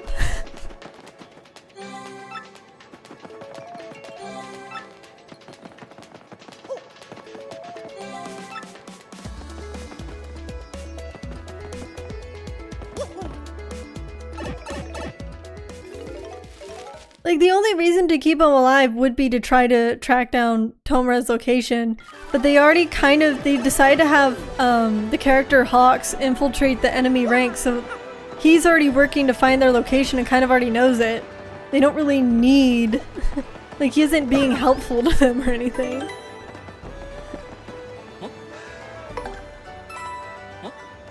He's only really alive because the author wants him to be alive, is kind of like my point here.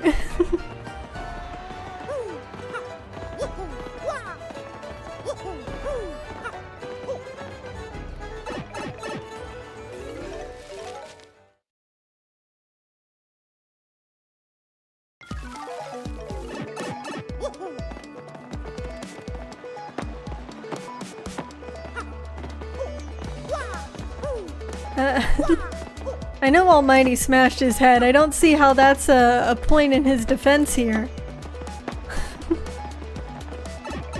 Do you think that they would give him the benefit of the doubt of, oh, maybe you have a head injury, so maybe you want to tell us, but you just can't tell us because you smushed your head a little bit too much.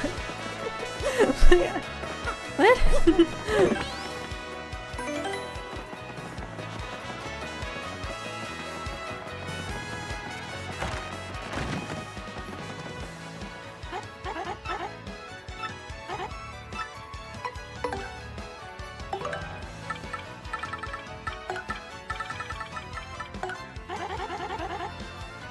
Yes.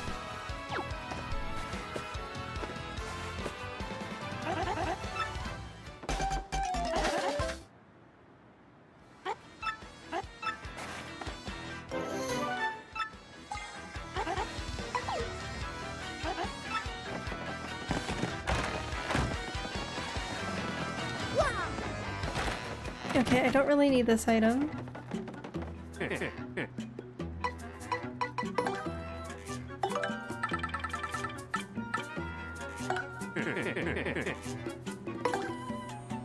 It's barely anything compared to what I had to spend on that, okay.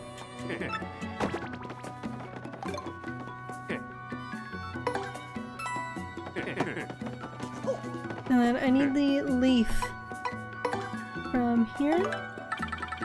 I think I still have one. No, I don't! No! Okay. I have this though.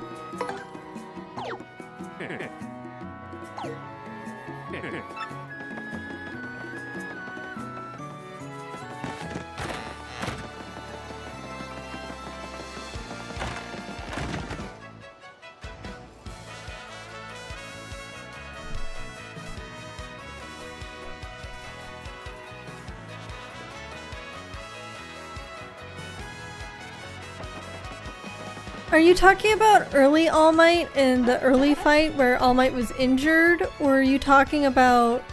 Because I know that he was presumed dead, which is why they weren't looking for him. Which is... That's not the part I'm complaining about. The part that I'm complaining about is that they discover he's alive again when he, in the League of Villains, kidnap one of the students. And they recapture him. Like the governmental force, and instead of going through due process and pretty much like the only conclusion I could think of is that he would get the death penalty, they instead decide to keep him alive, I presume because they're trying to hope that he gives some information about Tomura and the League of Villains, but I find that way too risky. I don't see why anyone would do that.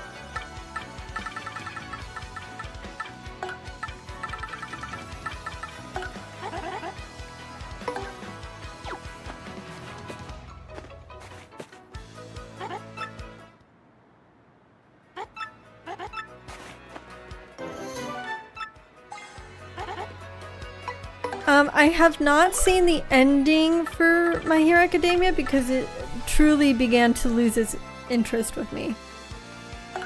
Well, they're not trying, are they?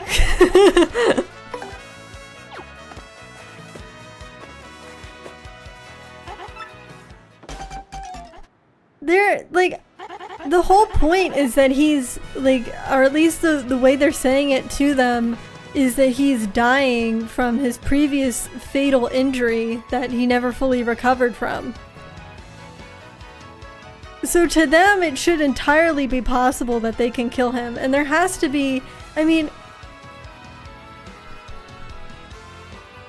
if All Might, they have him in a room surrounded by machine guns, okay? They're not even trying. Throw him in a volcano. All Might didn't try that. I don't think All Might would be opposed to that. Like, I don't think he can feasibly survive certain scenarios if they're just going off the basis of that. If they're just like, shit, well he couldn't punch him hard enough, I don't know. like keep in mind, it's also All Might. All Might and Midoriya, from what I have seen of them, try their best to not use their full out power immediately because they're good people.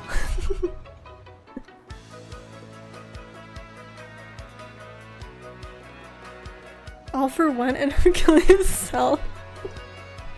Good to know that. Oh man, I wish that actually one of them killed All for One, because I actually liked in My Hero Academia that they had some darker themes and that there wasn't easy solutions, in the idea that like these kids have to,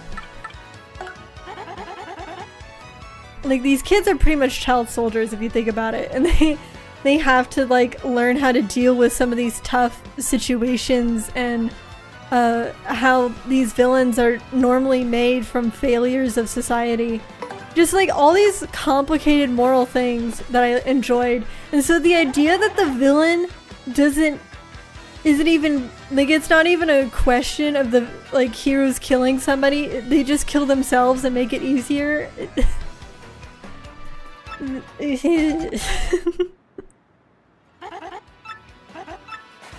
Like the height, I feel, of My Hero Academia was the tournament arc, where you learned that one of the most like celebrated heroes in Japan, the #2 hero, was also somebody who abused his family, and the complications that came with that.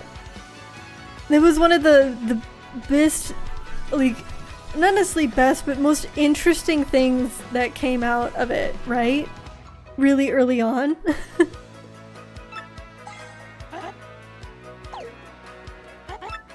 What Ari did to her father? What Eri, okay, yes.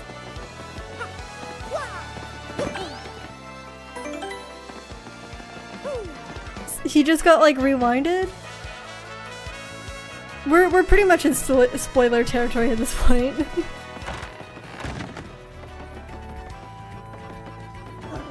Wrong spot. Did not do it there.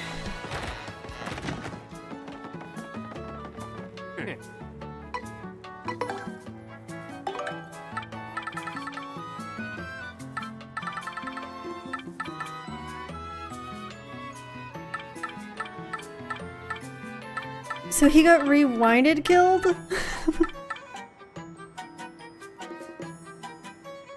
I'm not feeling the ink pasta.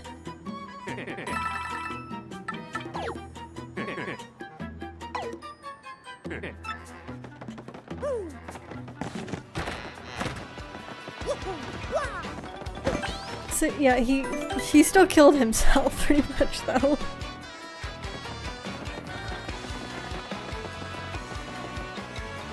And that honestly makes him seem more stupid. If he accidentally killed himself in that manner. Because a different impression that he was giving off early on was that,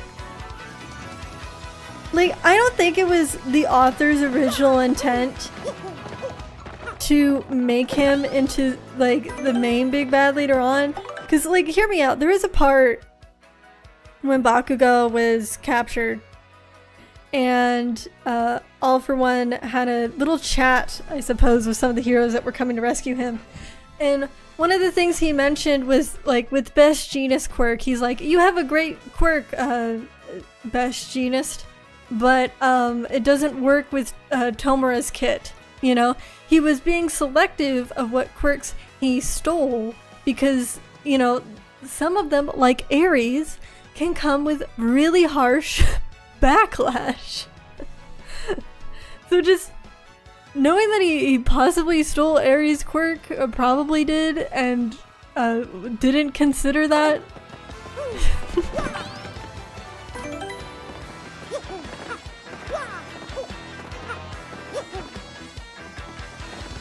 I suppose it's a way to get rid of that really broken quirk out of the world. But okay. I need more pasta?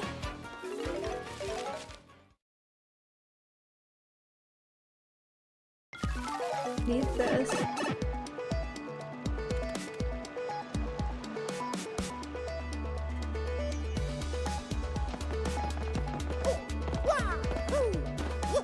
Okay, I need one of those leaves, so I need to check in Koopa Village.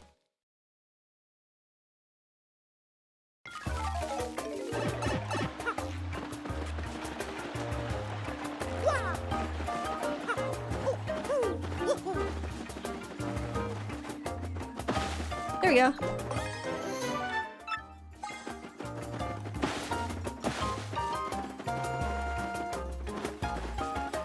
Okay, do I have the...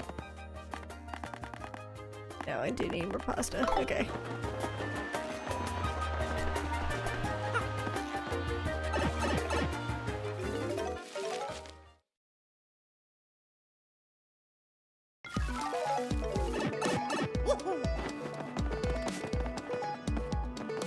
And that would be this way.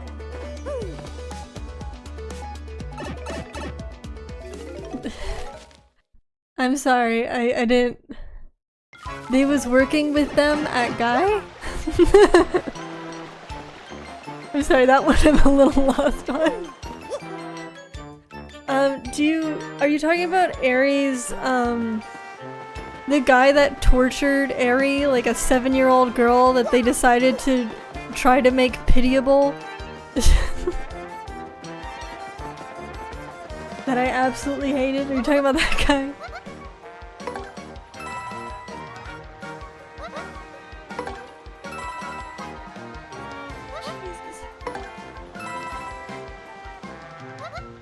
He's expensive.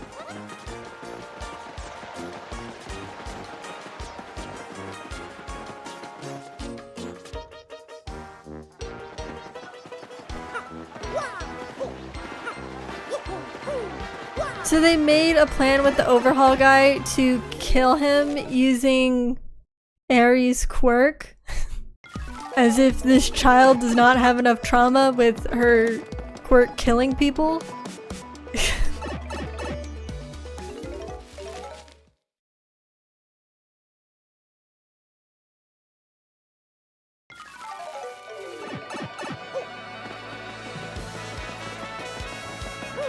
This is just devolving into me talking about My Hero Academia while cooking in this game.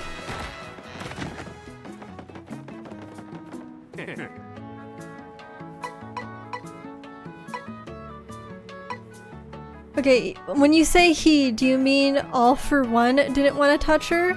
Because that would make sense why he doesn't want to touch her, but then how does he get killed by her quirk? Unless it's like from a bullet thing that they shot at him. In which case, he didn't kill himself.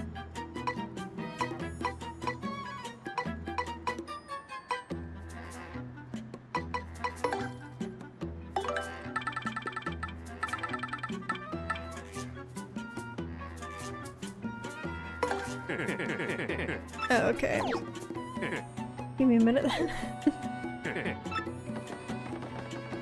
We'll make some pasta.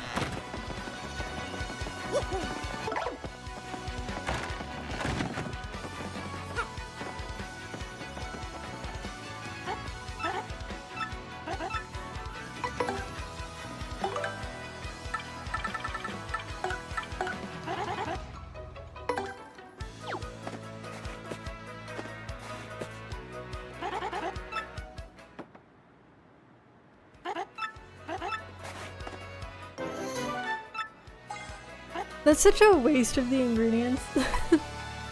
I wish that the cooking was more useful than this.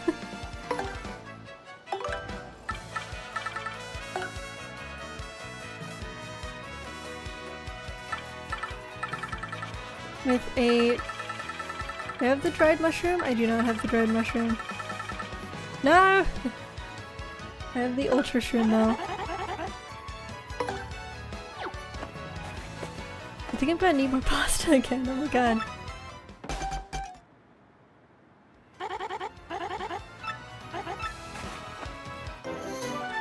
Excellent dish. We're gonna store that.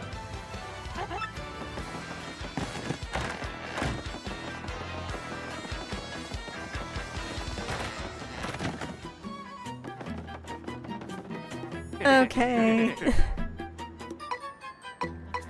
But he still wasn't like careful enough with it.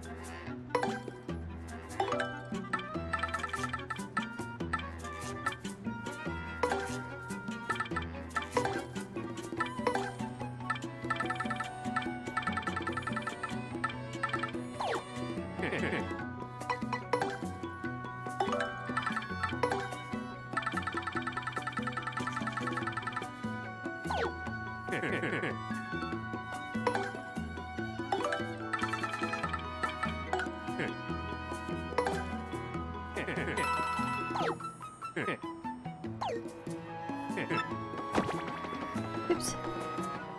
Sorry for bonking you there. I'm gonna need the coconut.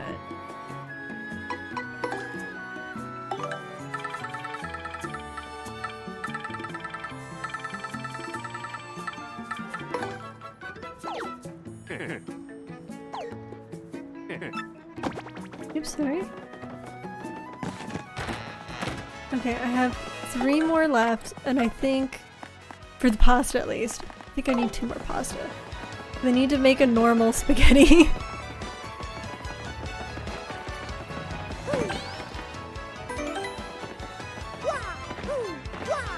But also, I'm thinking about All for One's goal here.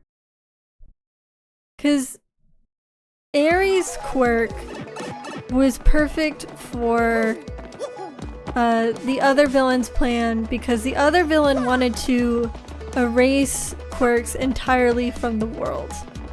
And I understand that any villain would find that to be a useful ability to use. But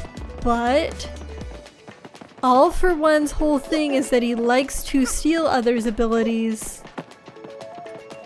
And that, honestly, because he has so many abilities from others, he is, like, unstoppable. I'm wondering why specifically he would need her ability other than his villainous greed, which, you know, could be better, more highlighted. But, yeah.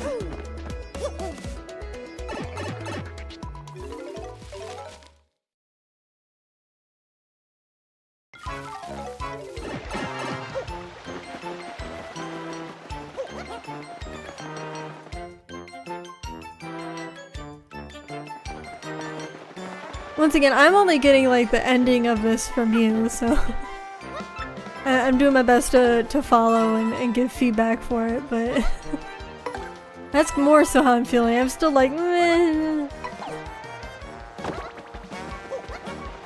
Hello, J-Series. Hey.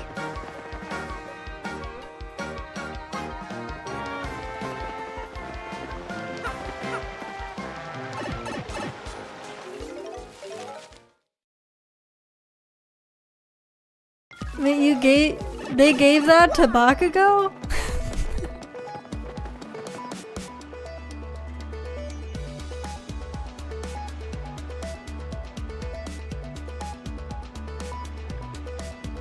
The author likes Bakugo too much. Okay.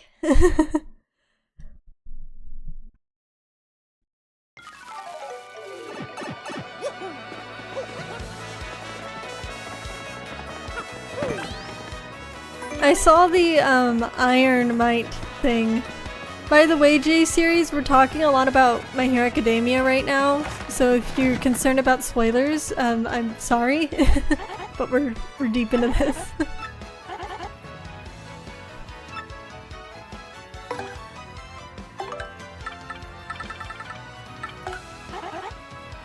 And I'm unlocking all the recipes in the game right now because I want to see if there's anything unique that happens. Uh-huh, okay. Sure, Bakugo.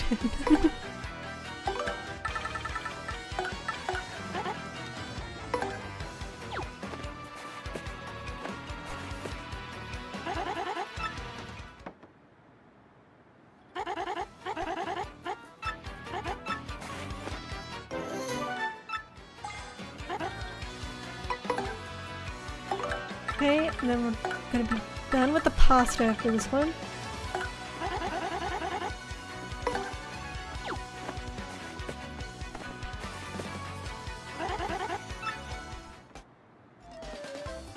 I feel like, man, I was trying to say, I saw the Iron Might stuff and just like, no! Please, step out of the fight! That was like a whole part of what your arc was gonna be set up to be! Why? Why? There's already enough characters that need time, too! Oh, that stays.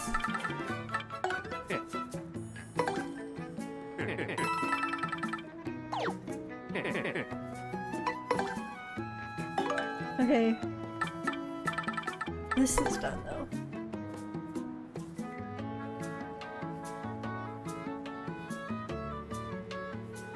Done that before. You can get the coop leaves.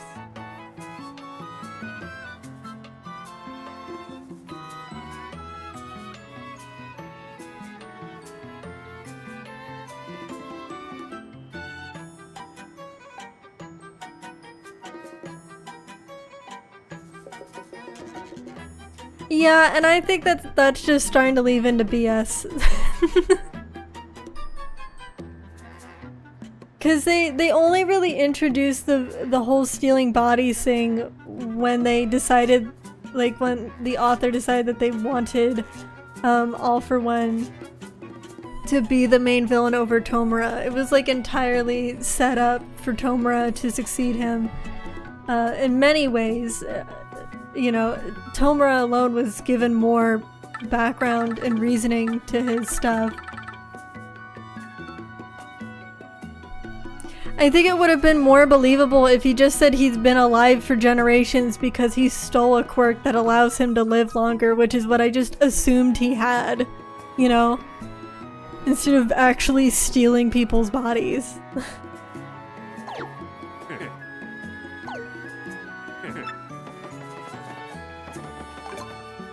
Syrup.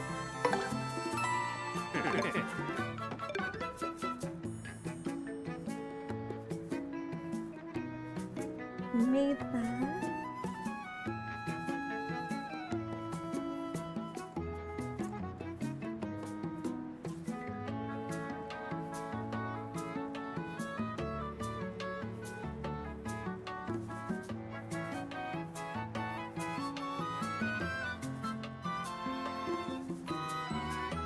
Where is it though? Sorry, I'm looking at this.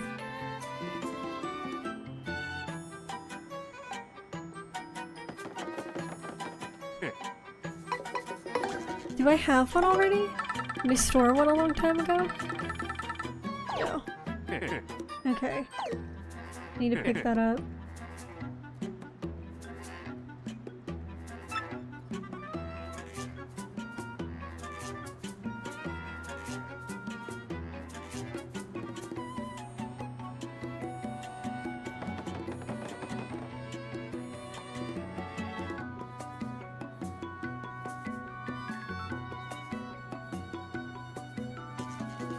Have that.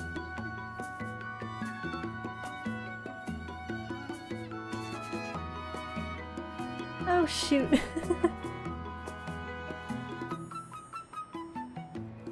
Wish I didn't sell that poison mushroom then.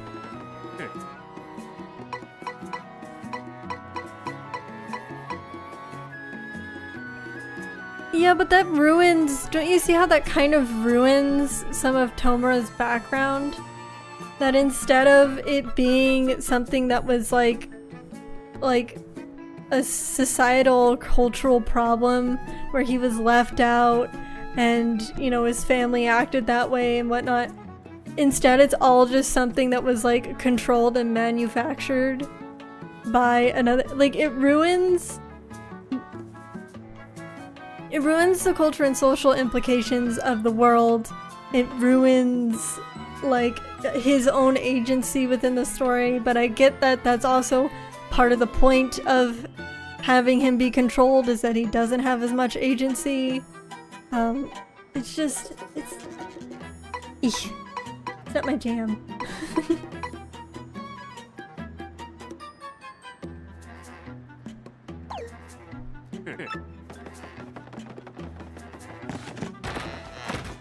let me do this. Wait, have I made this before?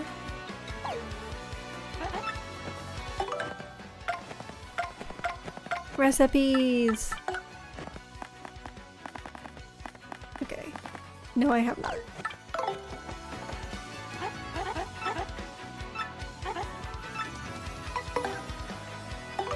I like a character that's manipulative. I don't like it in this instance because I think what the other option that you could have had was more interesting.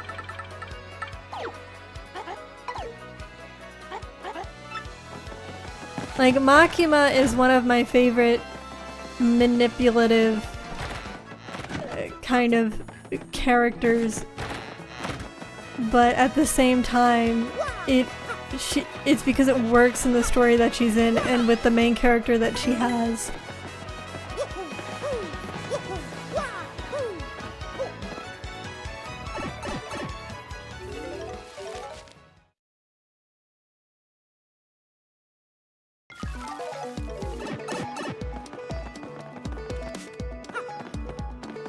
And you already got that All for One.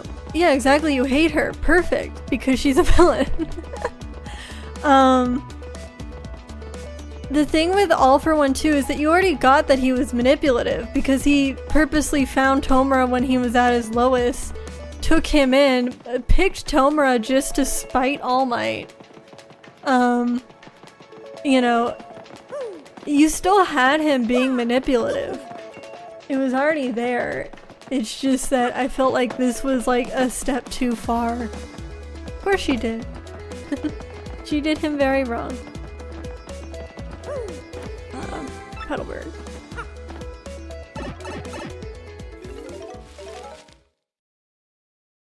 Let's see if I can get another leaf. And then I need the horsetail.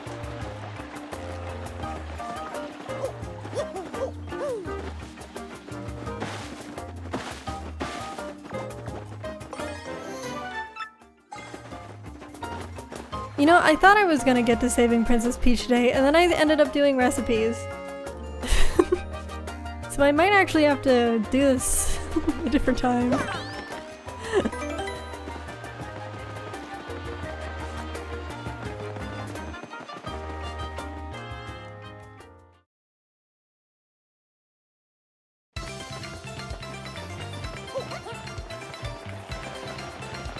There's a cake pop I have to hit up here to get one of the ingredients.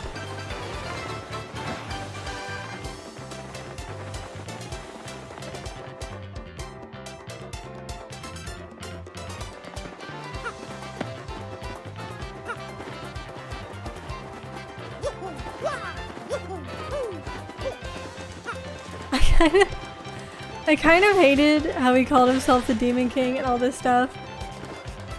And then like, it was just so basic. I don't know. Nobody like roasted him for that.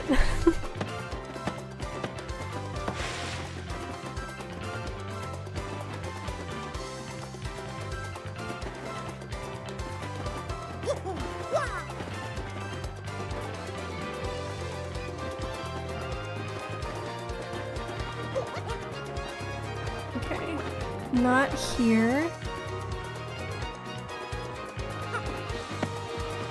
Denji is a rare case of a male character that's been abused sexually by many of the women in his life, actually done in a fairly respectful way. Where you can see how much is really messed with him and it's not played as a oh how lucky he is.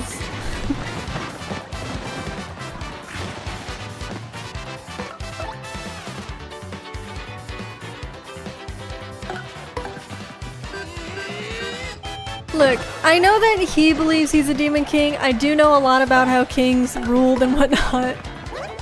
It's not...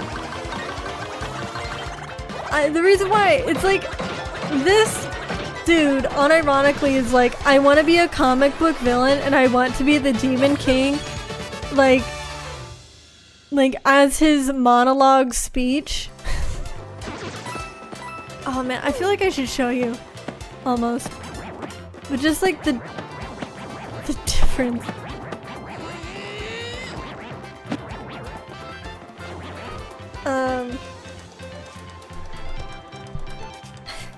I feel like if just imagine if somebody approached you and was like, I want to be a comic book villain, I want to be a Demon King, that's like my goal. It's more funny, right? It's like so comedically stupid.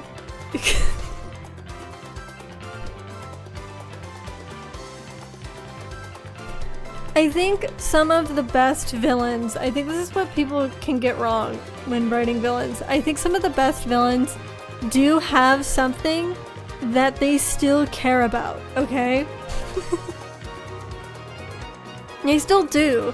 Makima still had something she cared about or wanted to get to deep down that you know in the story. Like she really wanted this thing, she deeply cared about it, and she was willing to wreck the lives of so many other people. Of course he was sadistic. He tortured kids. Wants to be a Demon King. Sorry. I was getting back to it. Makima still had something she cared about deep down, right? For my problems with Thanos, a lot of people still liked Thanos because he still had, he still cared about his daughter, right?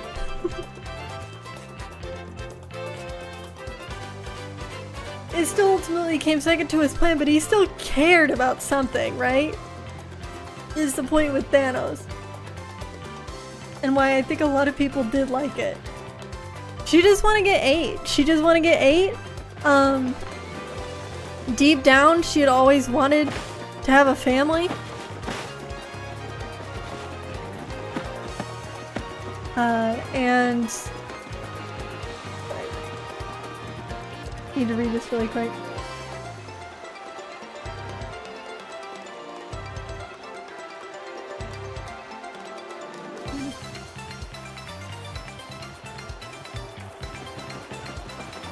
Okay, I have to hit it multiple times. Sorry. Just because you're... Yeah. So Makima's goal, or what was implied towards the end of the story, was that Makima, due to being a devil of control, this is big spoilers, due to being a control devil, was never able to actually make an equal and meaningful relationship with other people. Which is why she is so interested in Chainsaw Man. Because Chainsaw Man is pretty much unaffected by, he kind of is like the anti-devil despite being a devil himself, right? He eats devils. He eats devils and they disappear or something like that.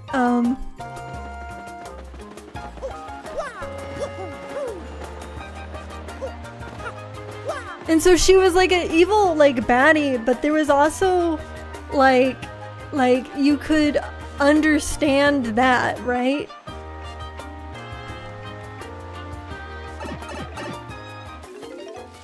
Did I grab the leaf? I think I forgot to grab the leaf. I'm talking about this too much.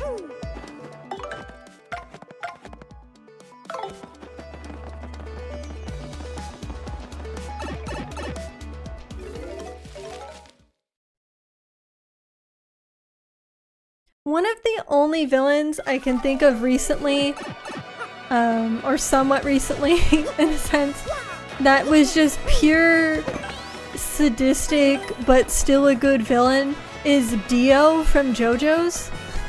Unless you're willing to fully commit to a Disney level comical thing in a world which in JoJo's world, because it's JoJo's Bizarre Adventure and they don't really tackle topics like cultural and societal problems like my hero often broaches on, it works better because, you know, you don't actually have that sense of realism in there.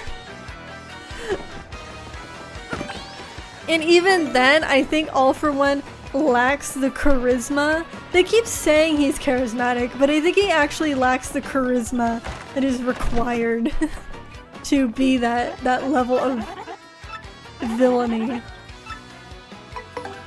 And he also doesn't really have a personal... He has a personal thing with All Might, but he doesn't really have a personal thing with Midoriya, from what I can remember. Not truly, right? It's like more so as an extension of Midoriya having the power from his brother, right?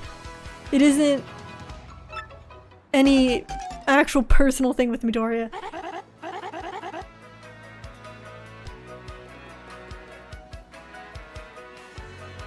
If he had like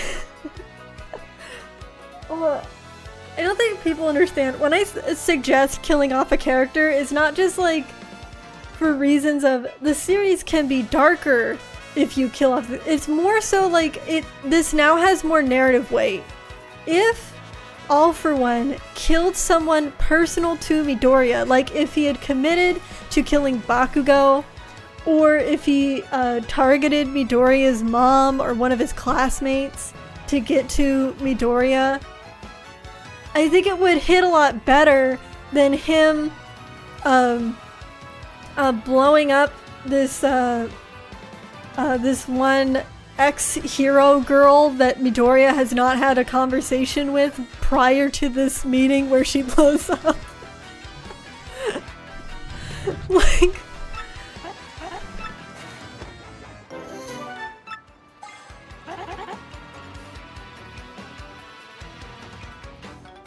Is that one food? Do I have another leaf? I do not have another leaf. I do this. Okay. That should work.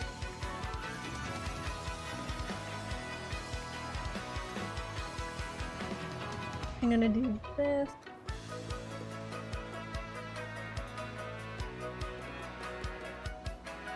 I've made the space food before.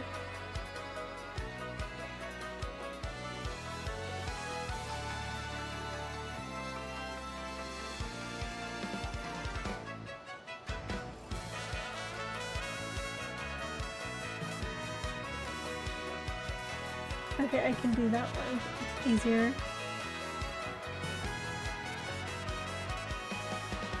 Sorry, I'm sorting through this a little bit.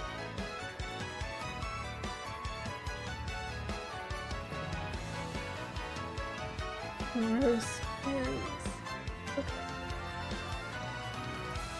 Okay, we need more of the leaf.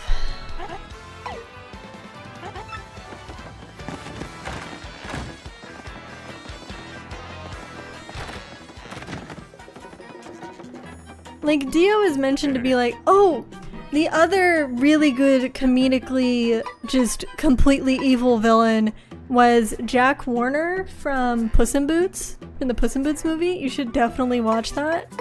The most recent Puss in Boots movie. Jack Warner was like, he was amazing. I don't know what to say. But also, once again, in a world that is not trying to deal with deep political, social, and cultural issues.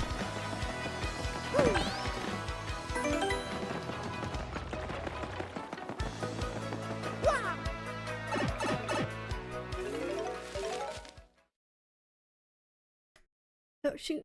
My headphones.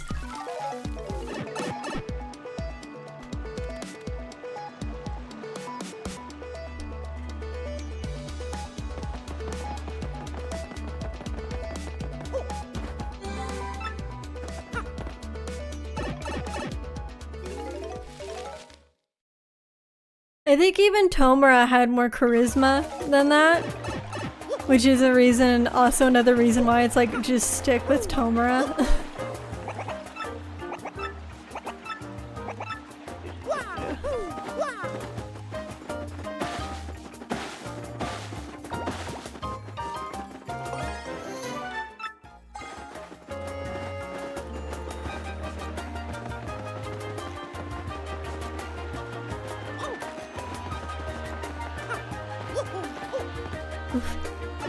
It's actually something I'm trying to,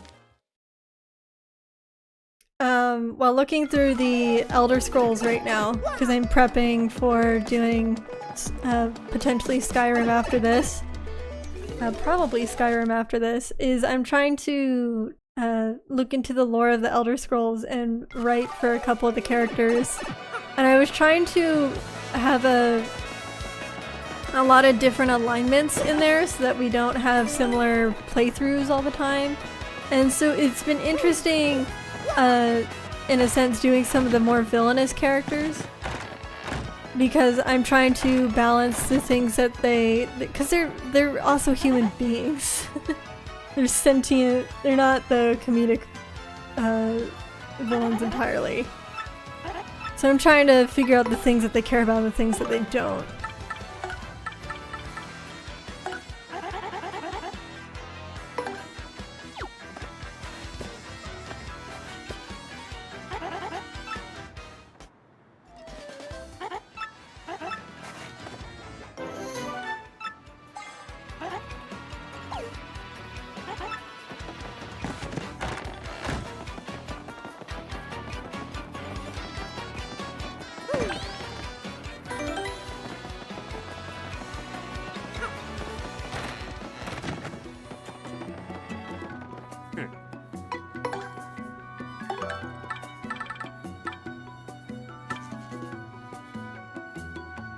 I don't need the fresh juice.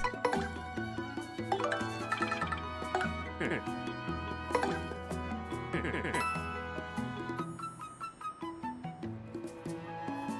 I need the keel mango. I need a slow mushroom.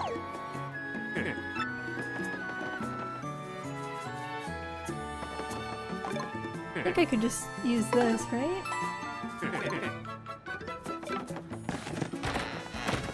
Let's use this really quick. Is there anything else you also want to talk about with my hero before we potentially move on to a different topic?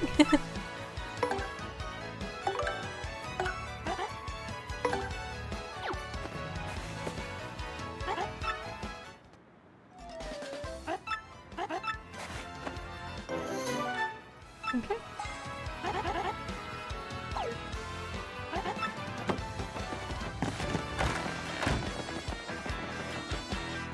Oh, if I get a slow mushroom, I can just get 2 slow mushrooms.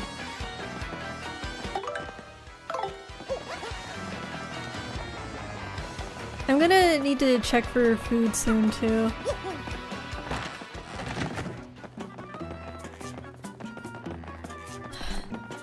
Doesn't have slow mushrooms. What use are you to me? Disappears, runs away.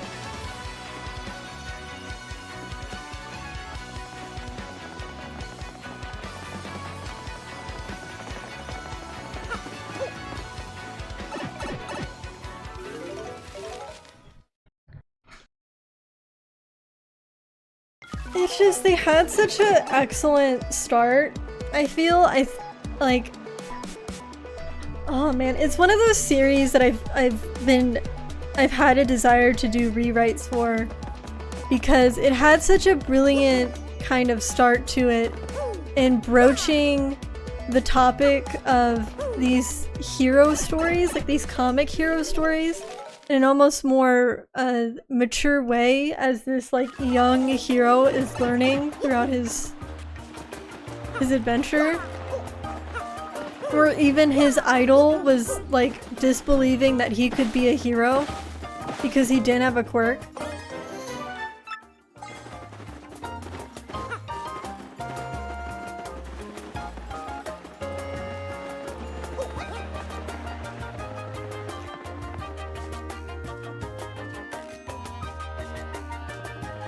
I felt like it could have almost been like The Incredibles in that sense of having a more of the social commentary on it. Do you believe it? You need to stop doing that. But I am. It's been a couple hours since we started streaming. So.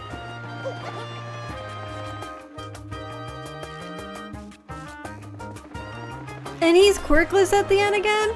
So he doesn't even suffer the consequences of the whole thing where they introduced the idea that because he had so many quirks on his body that he would live for like longer? He doesn't even get to suffer that? Why not just have him quirkless throughout the whole story?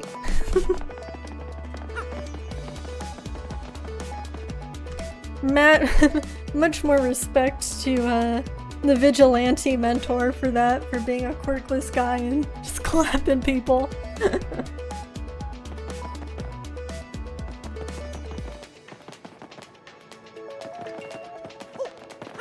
Oh no! He lost 2 arms in a world where you can get like robotic prosthetics that are pretty much the same. I mean, I don't want to downgrade that, but at the same time, like literally the story itself downgrades it. Because there'll be heroes that you'll see, like Mirako gets her leg chopped off, and then within like the next scene, she'll already have a prosthetic for it and she'll act like nothing happens.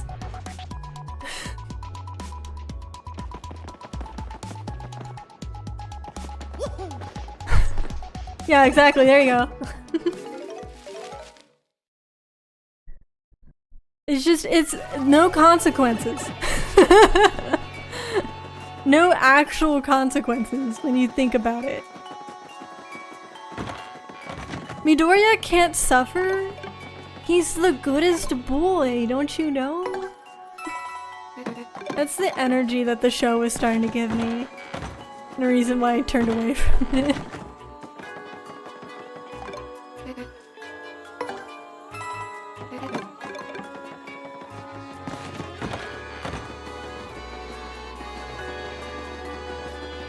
Wait, why did I pick that up?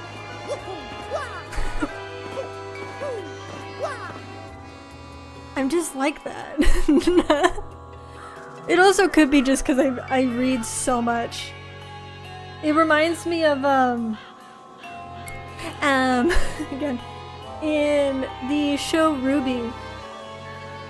In the show Ruby, a character loses their arm, and then they're immediately given a prosthetic for it.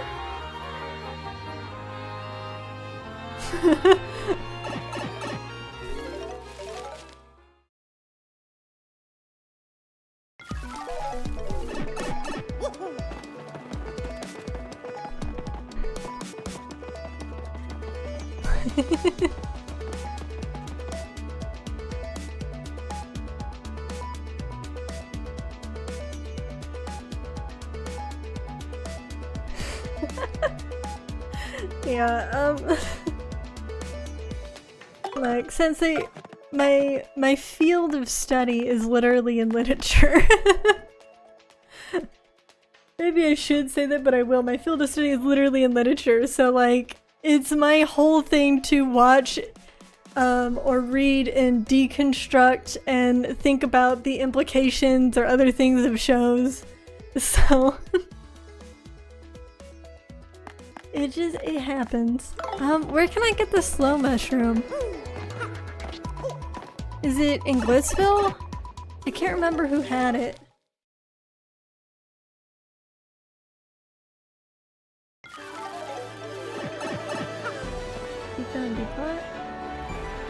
Oh, it's down. Okay, it's down here.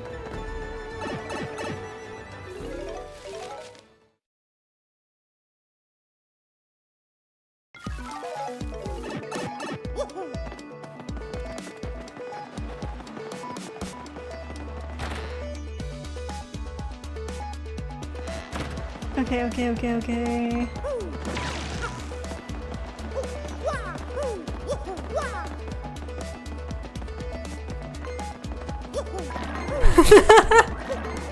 Look. It's there. It's off the rim. It's off the cuff, okay?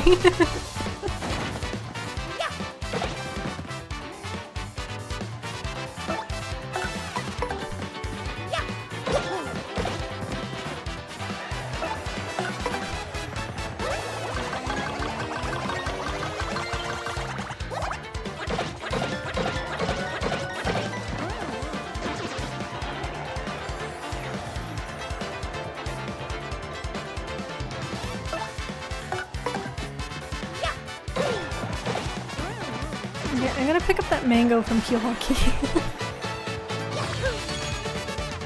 Like, it's when I watch it, it's just things I think about.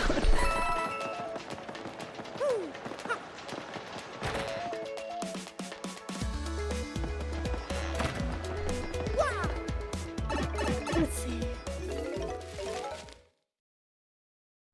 Like, Hawks was such a missed opportunity.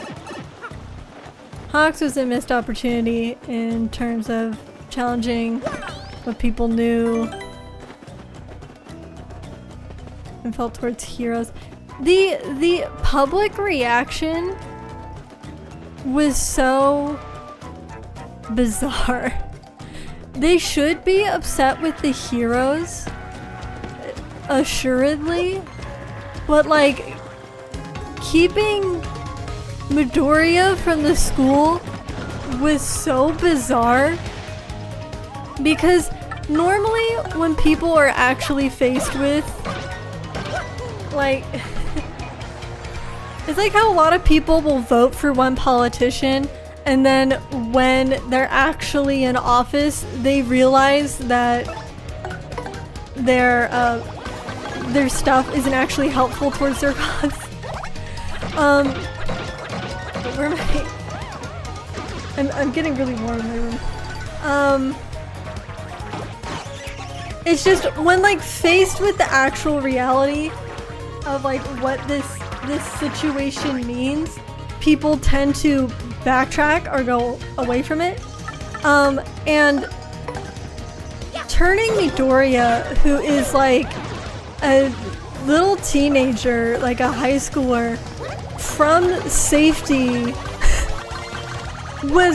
is so bizarre. Like for a mob of people to look and see a teenager that is completely wrecked and exhausted and to be like, no, we still don't want him in here. Because the news said.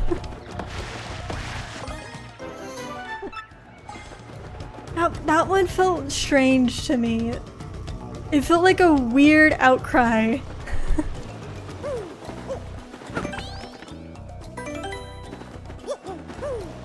I think it's just that I stew on these shows too much and that I'll even go back and watch the shows again, even if I don't necessarily like them, because I want to analyze them. Because sometimes it's fascinating.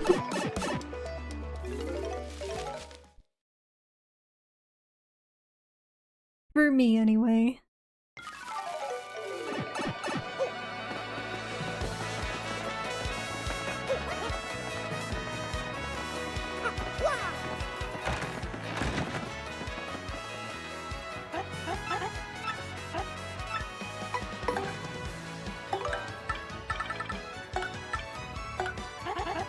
Yep.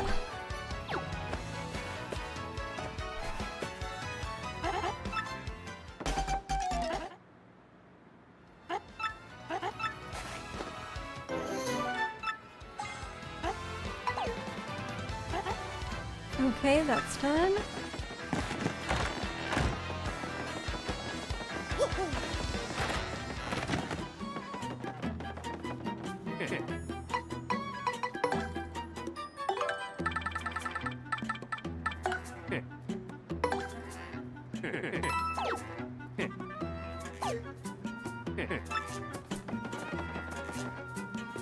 I need the... Okay.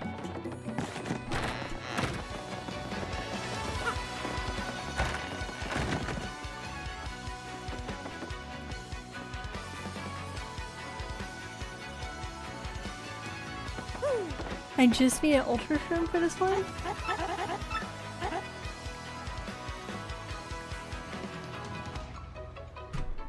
Let's see. I'm not sure entirely how Boruto is similar to... Let's see. Sorry. Let me let you finish. Boruto should have learned from MHA because all they did was make the exact same story as Naruto. I mean, yes, but also there's certain things they could have learned from MHA. I think from MHA what they could have taken from is some of the social and cultural political aspects of it, because Naruto never truly, the political world of Naruto hasn't been very in-depth explored, but it probably should be, especially with Naruto now as a Hokage, as a military leader of a nation. I know, it's a crazy idea.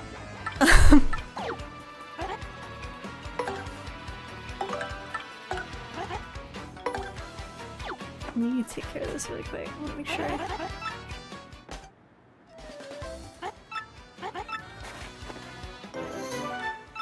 Okay, that works.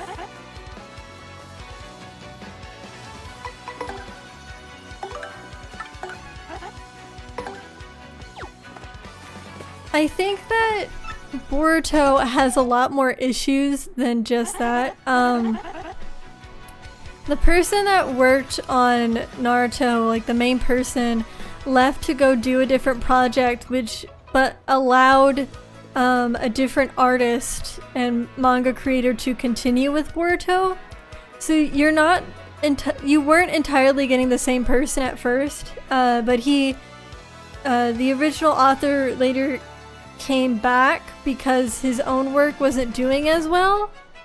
And his own work was more sci-fi related, which is why there's like a sudden burst of sci-fi in Boruto after a certain point. Okay, done.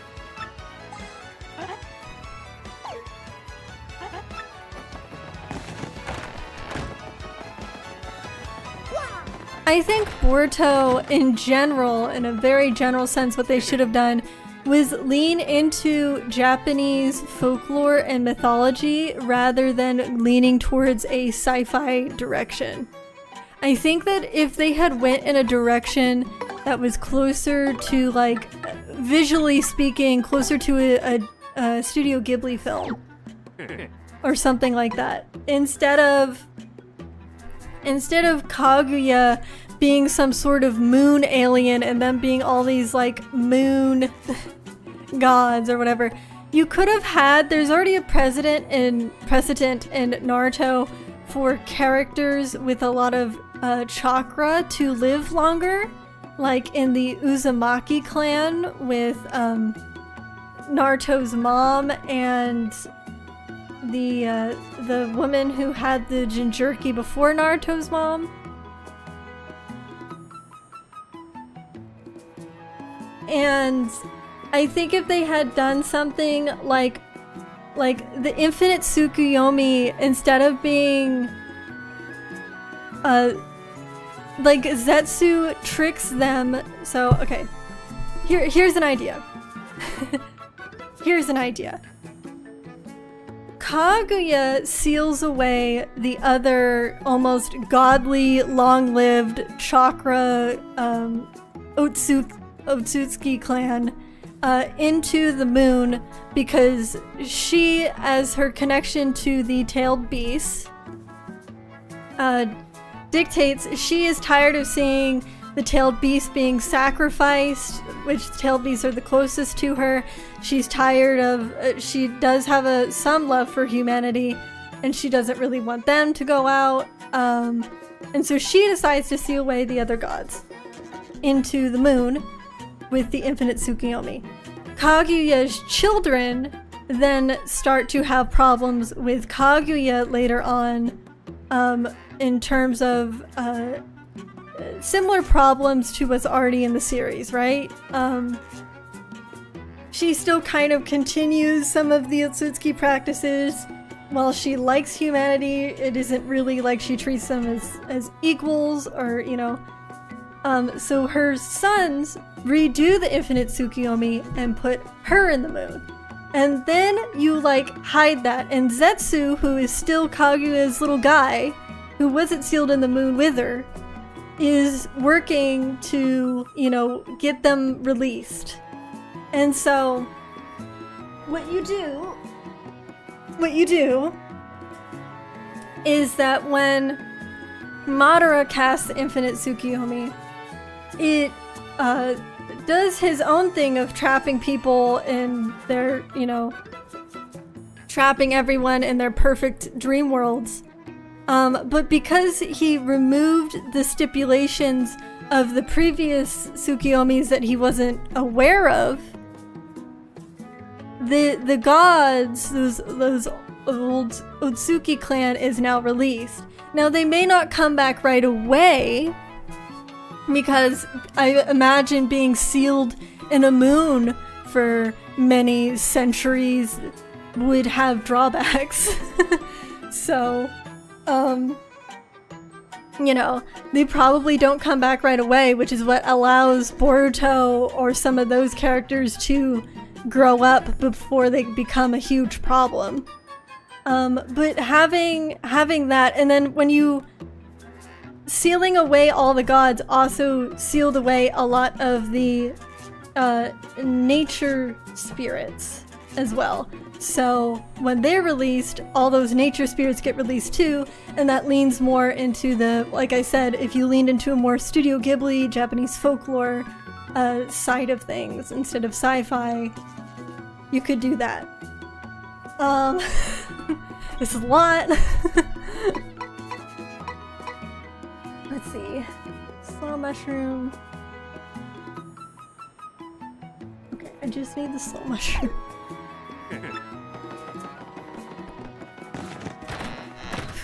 I'm getting warm in my room. I feel like there's more I want to say.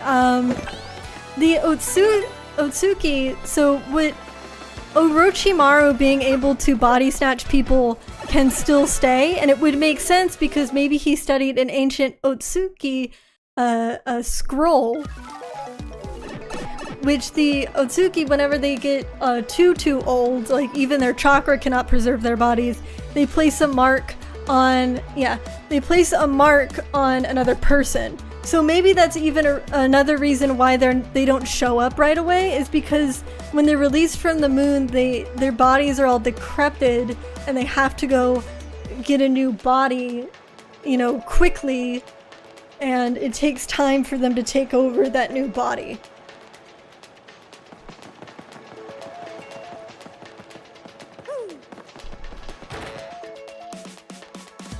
Which is what is happening to Kawaki, and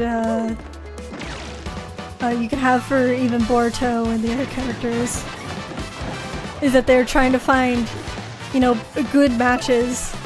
Because I think a thing that was also missing was just that there wasn't really, everyone seemed to, or every named character seemed to survive that marking.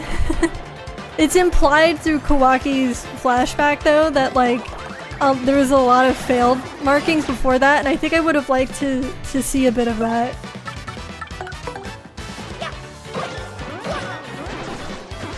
And because all those spirits were released, Naruto now has to juggle as a military leader how to respond to all these nature spirits.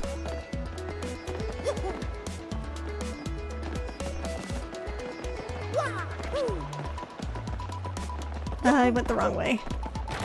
Again. I would potentially scrap Code altogether. Code was a fucking mess. Code, I think, made me laugh more than any other character, though. One second, if I'm remembering the... Yes. His flippin' Victorian Dracula outfit after the time skip made me laugh harder than so many other things. The only thing that made me laugh harder in that series, I think, was Sasuke being a tree.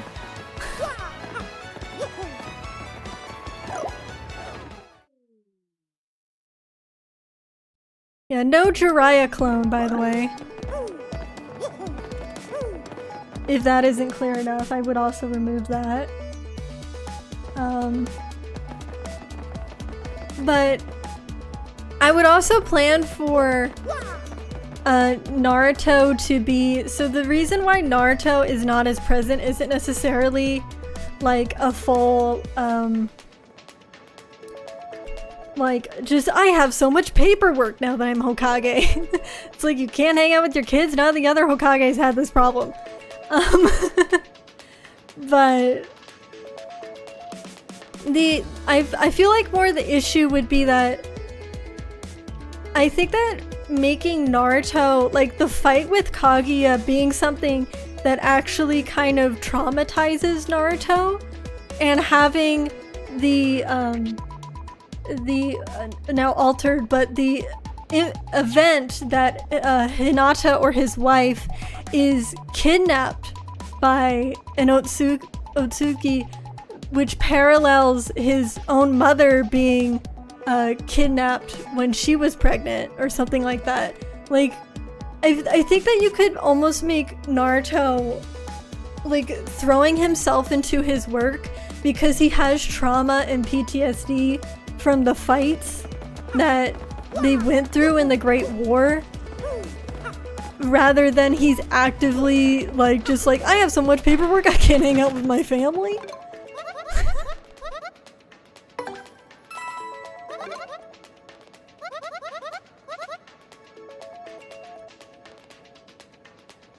Okay.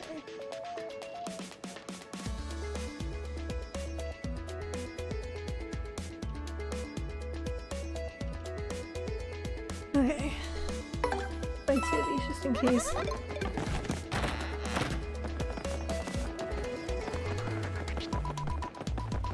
You got Sarda with the whole eye thing? Yeah. But it doesn't matter though, because they have the what was his name? The cells from that one guy, Hashirama. They have like the Senju cells, and if you combine that with the Uchiha one, you get the Rinnegan. It's been a whole like plot point. So you could just like give her a better eye right away, because they set that up so poorly.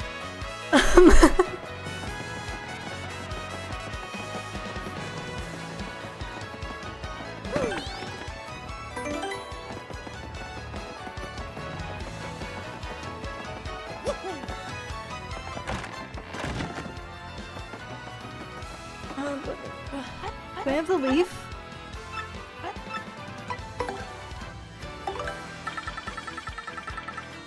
No, I don't have the leaf.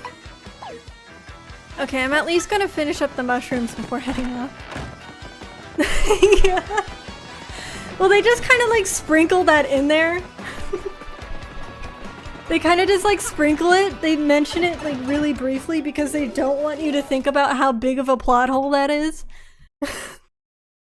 But literally, you can just do that.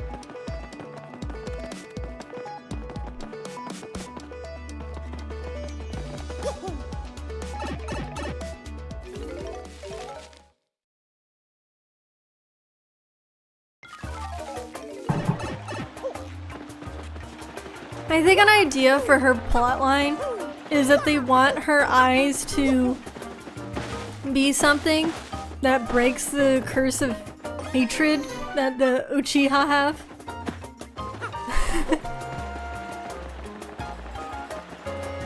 Do you like the different Naruto lore? I think that that's like the goal for them, is that they kind of want her to break the curse of hatred, so they're not leaning into the idea of her stealing her dad's eyes or things like that. But I think if you're gonna do that, you need to not have that obvious plot hole fix of the Rinnegan. And you also, like, I feel like in terms of connecting it with the nature spirit thing that we were talking about, maybe you could connect it to the spirits being like, oh, it wasn't always like this, and there was a way to gain it more naturally. That was apparently lost over time because we were sealed away. Yeah, her dad's single eye.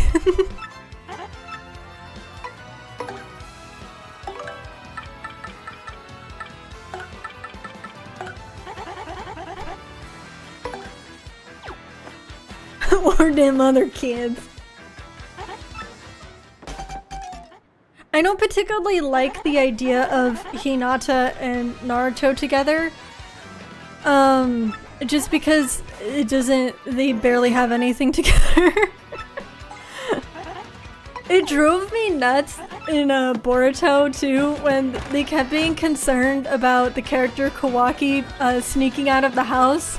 And they assigned other people to, like, watch the house to make sure he doesn't get out. And I was like, Naruto, your wife has X-ray vision.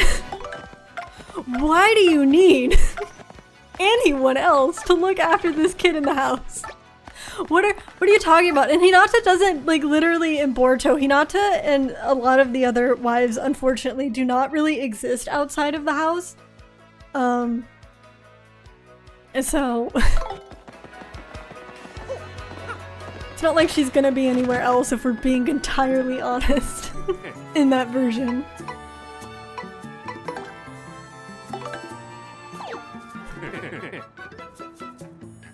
It's taken care of.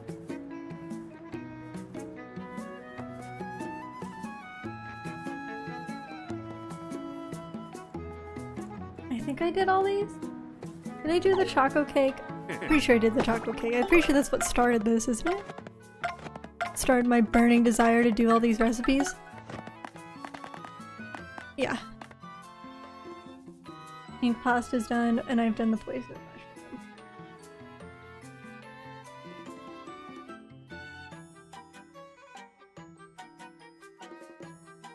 Coconut and cake mix.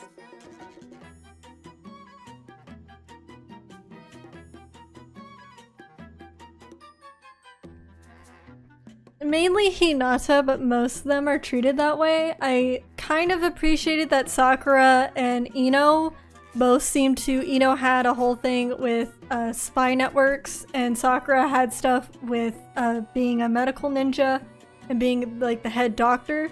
But those things aren't really given much nod to. Like, in most cases, you're gonna see them at home because you're watching from the kid's perspective, so you don't actually feel most of the importance of that.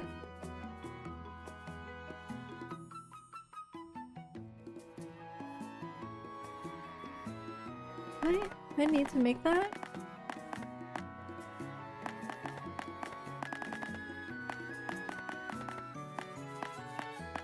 Yeah, I don't need to make the couples cake. I have not made this. Okay.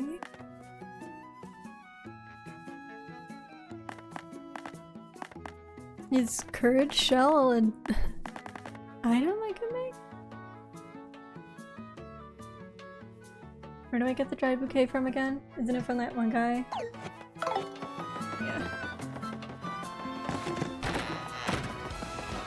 I'm just gonna do this and make my food later.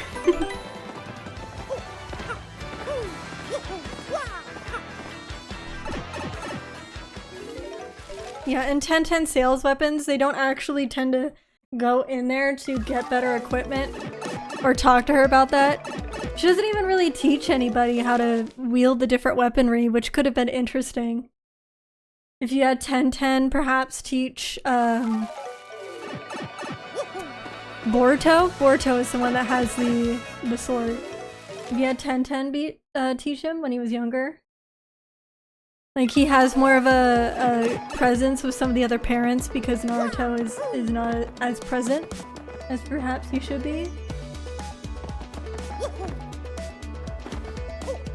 Oh, for sure. For sure. which is frustrating.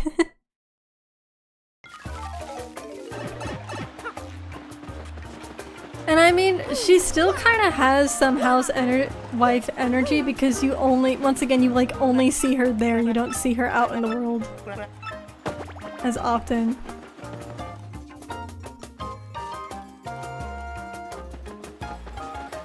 I simply tend to hear is a lot of the energy from the girl characters. I'm tending to this.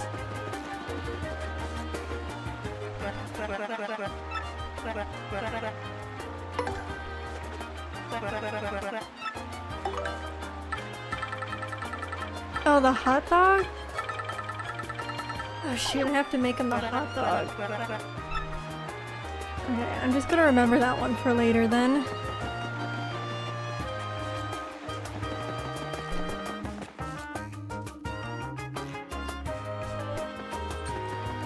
It really is. It's a shame. I mean, it's not like they're given much respect in the original series either, but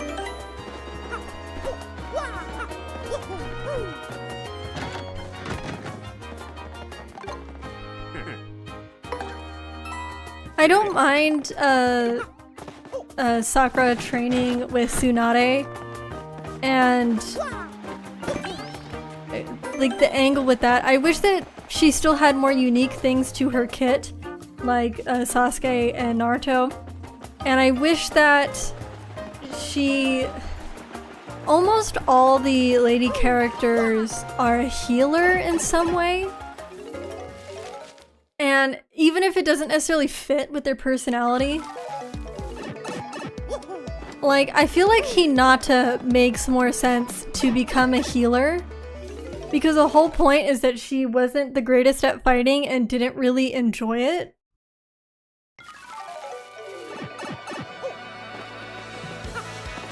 So I feel like it would have made more sense to make Hinata a healer than Sakura. And Sakura probably could have had more interesting things with Genjutsu because that was a small thing that was set up early on. Genjutsu, or I think she has an earth affinity or something like that. She have an earth or fire, like we don't even know what her affinity is, I don't think. Unlike Naruto's wind and Sasuke's lightning.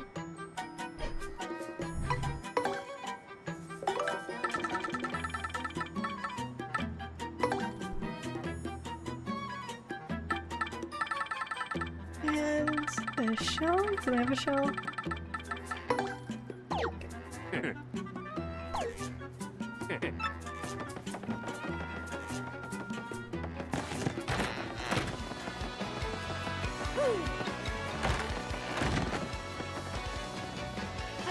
Yeah, and also obviously Kaguya being the one that was more recently released than all the other old gods is why she comes back more immediately than they do, right?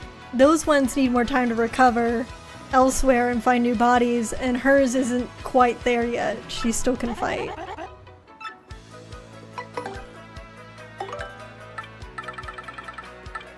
Sorry, I thought I should mention that too. Yes, please.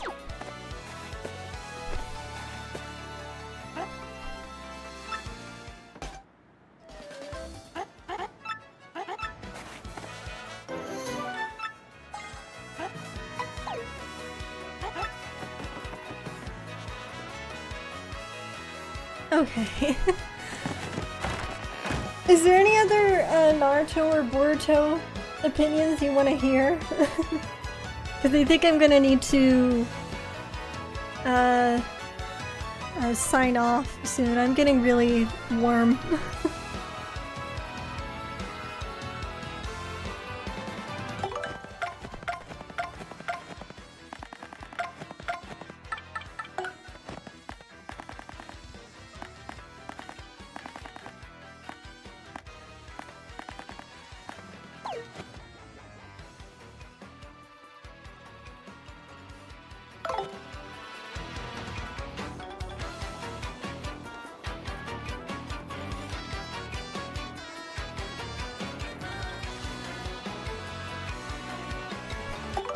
Point stop and thunder.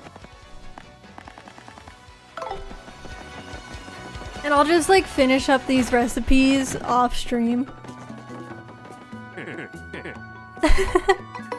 I'm okay. It's not like hot and warm like I'm sick, it's just hot like in my room, like the temperature of of my place.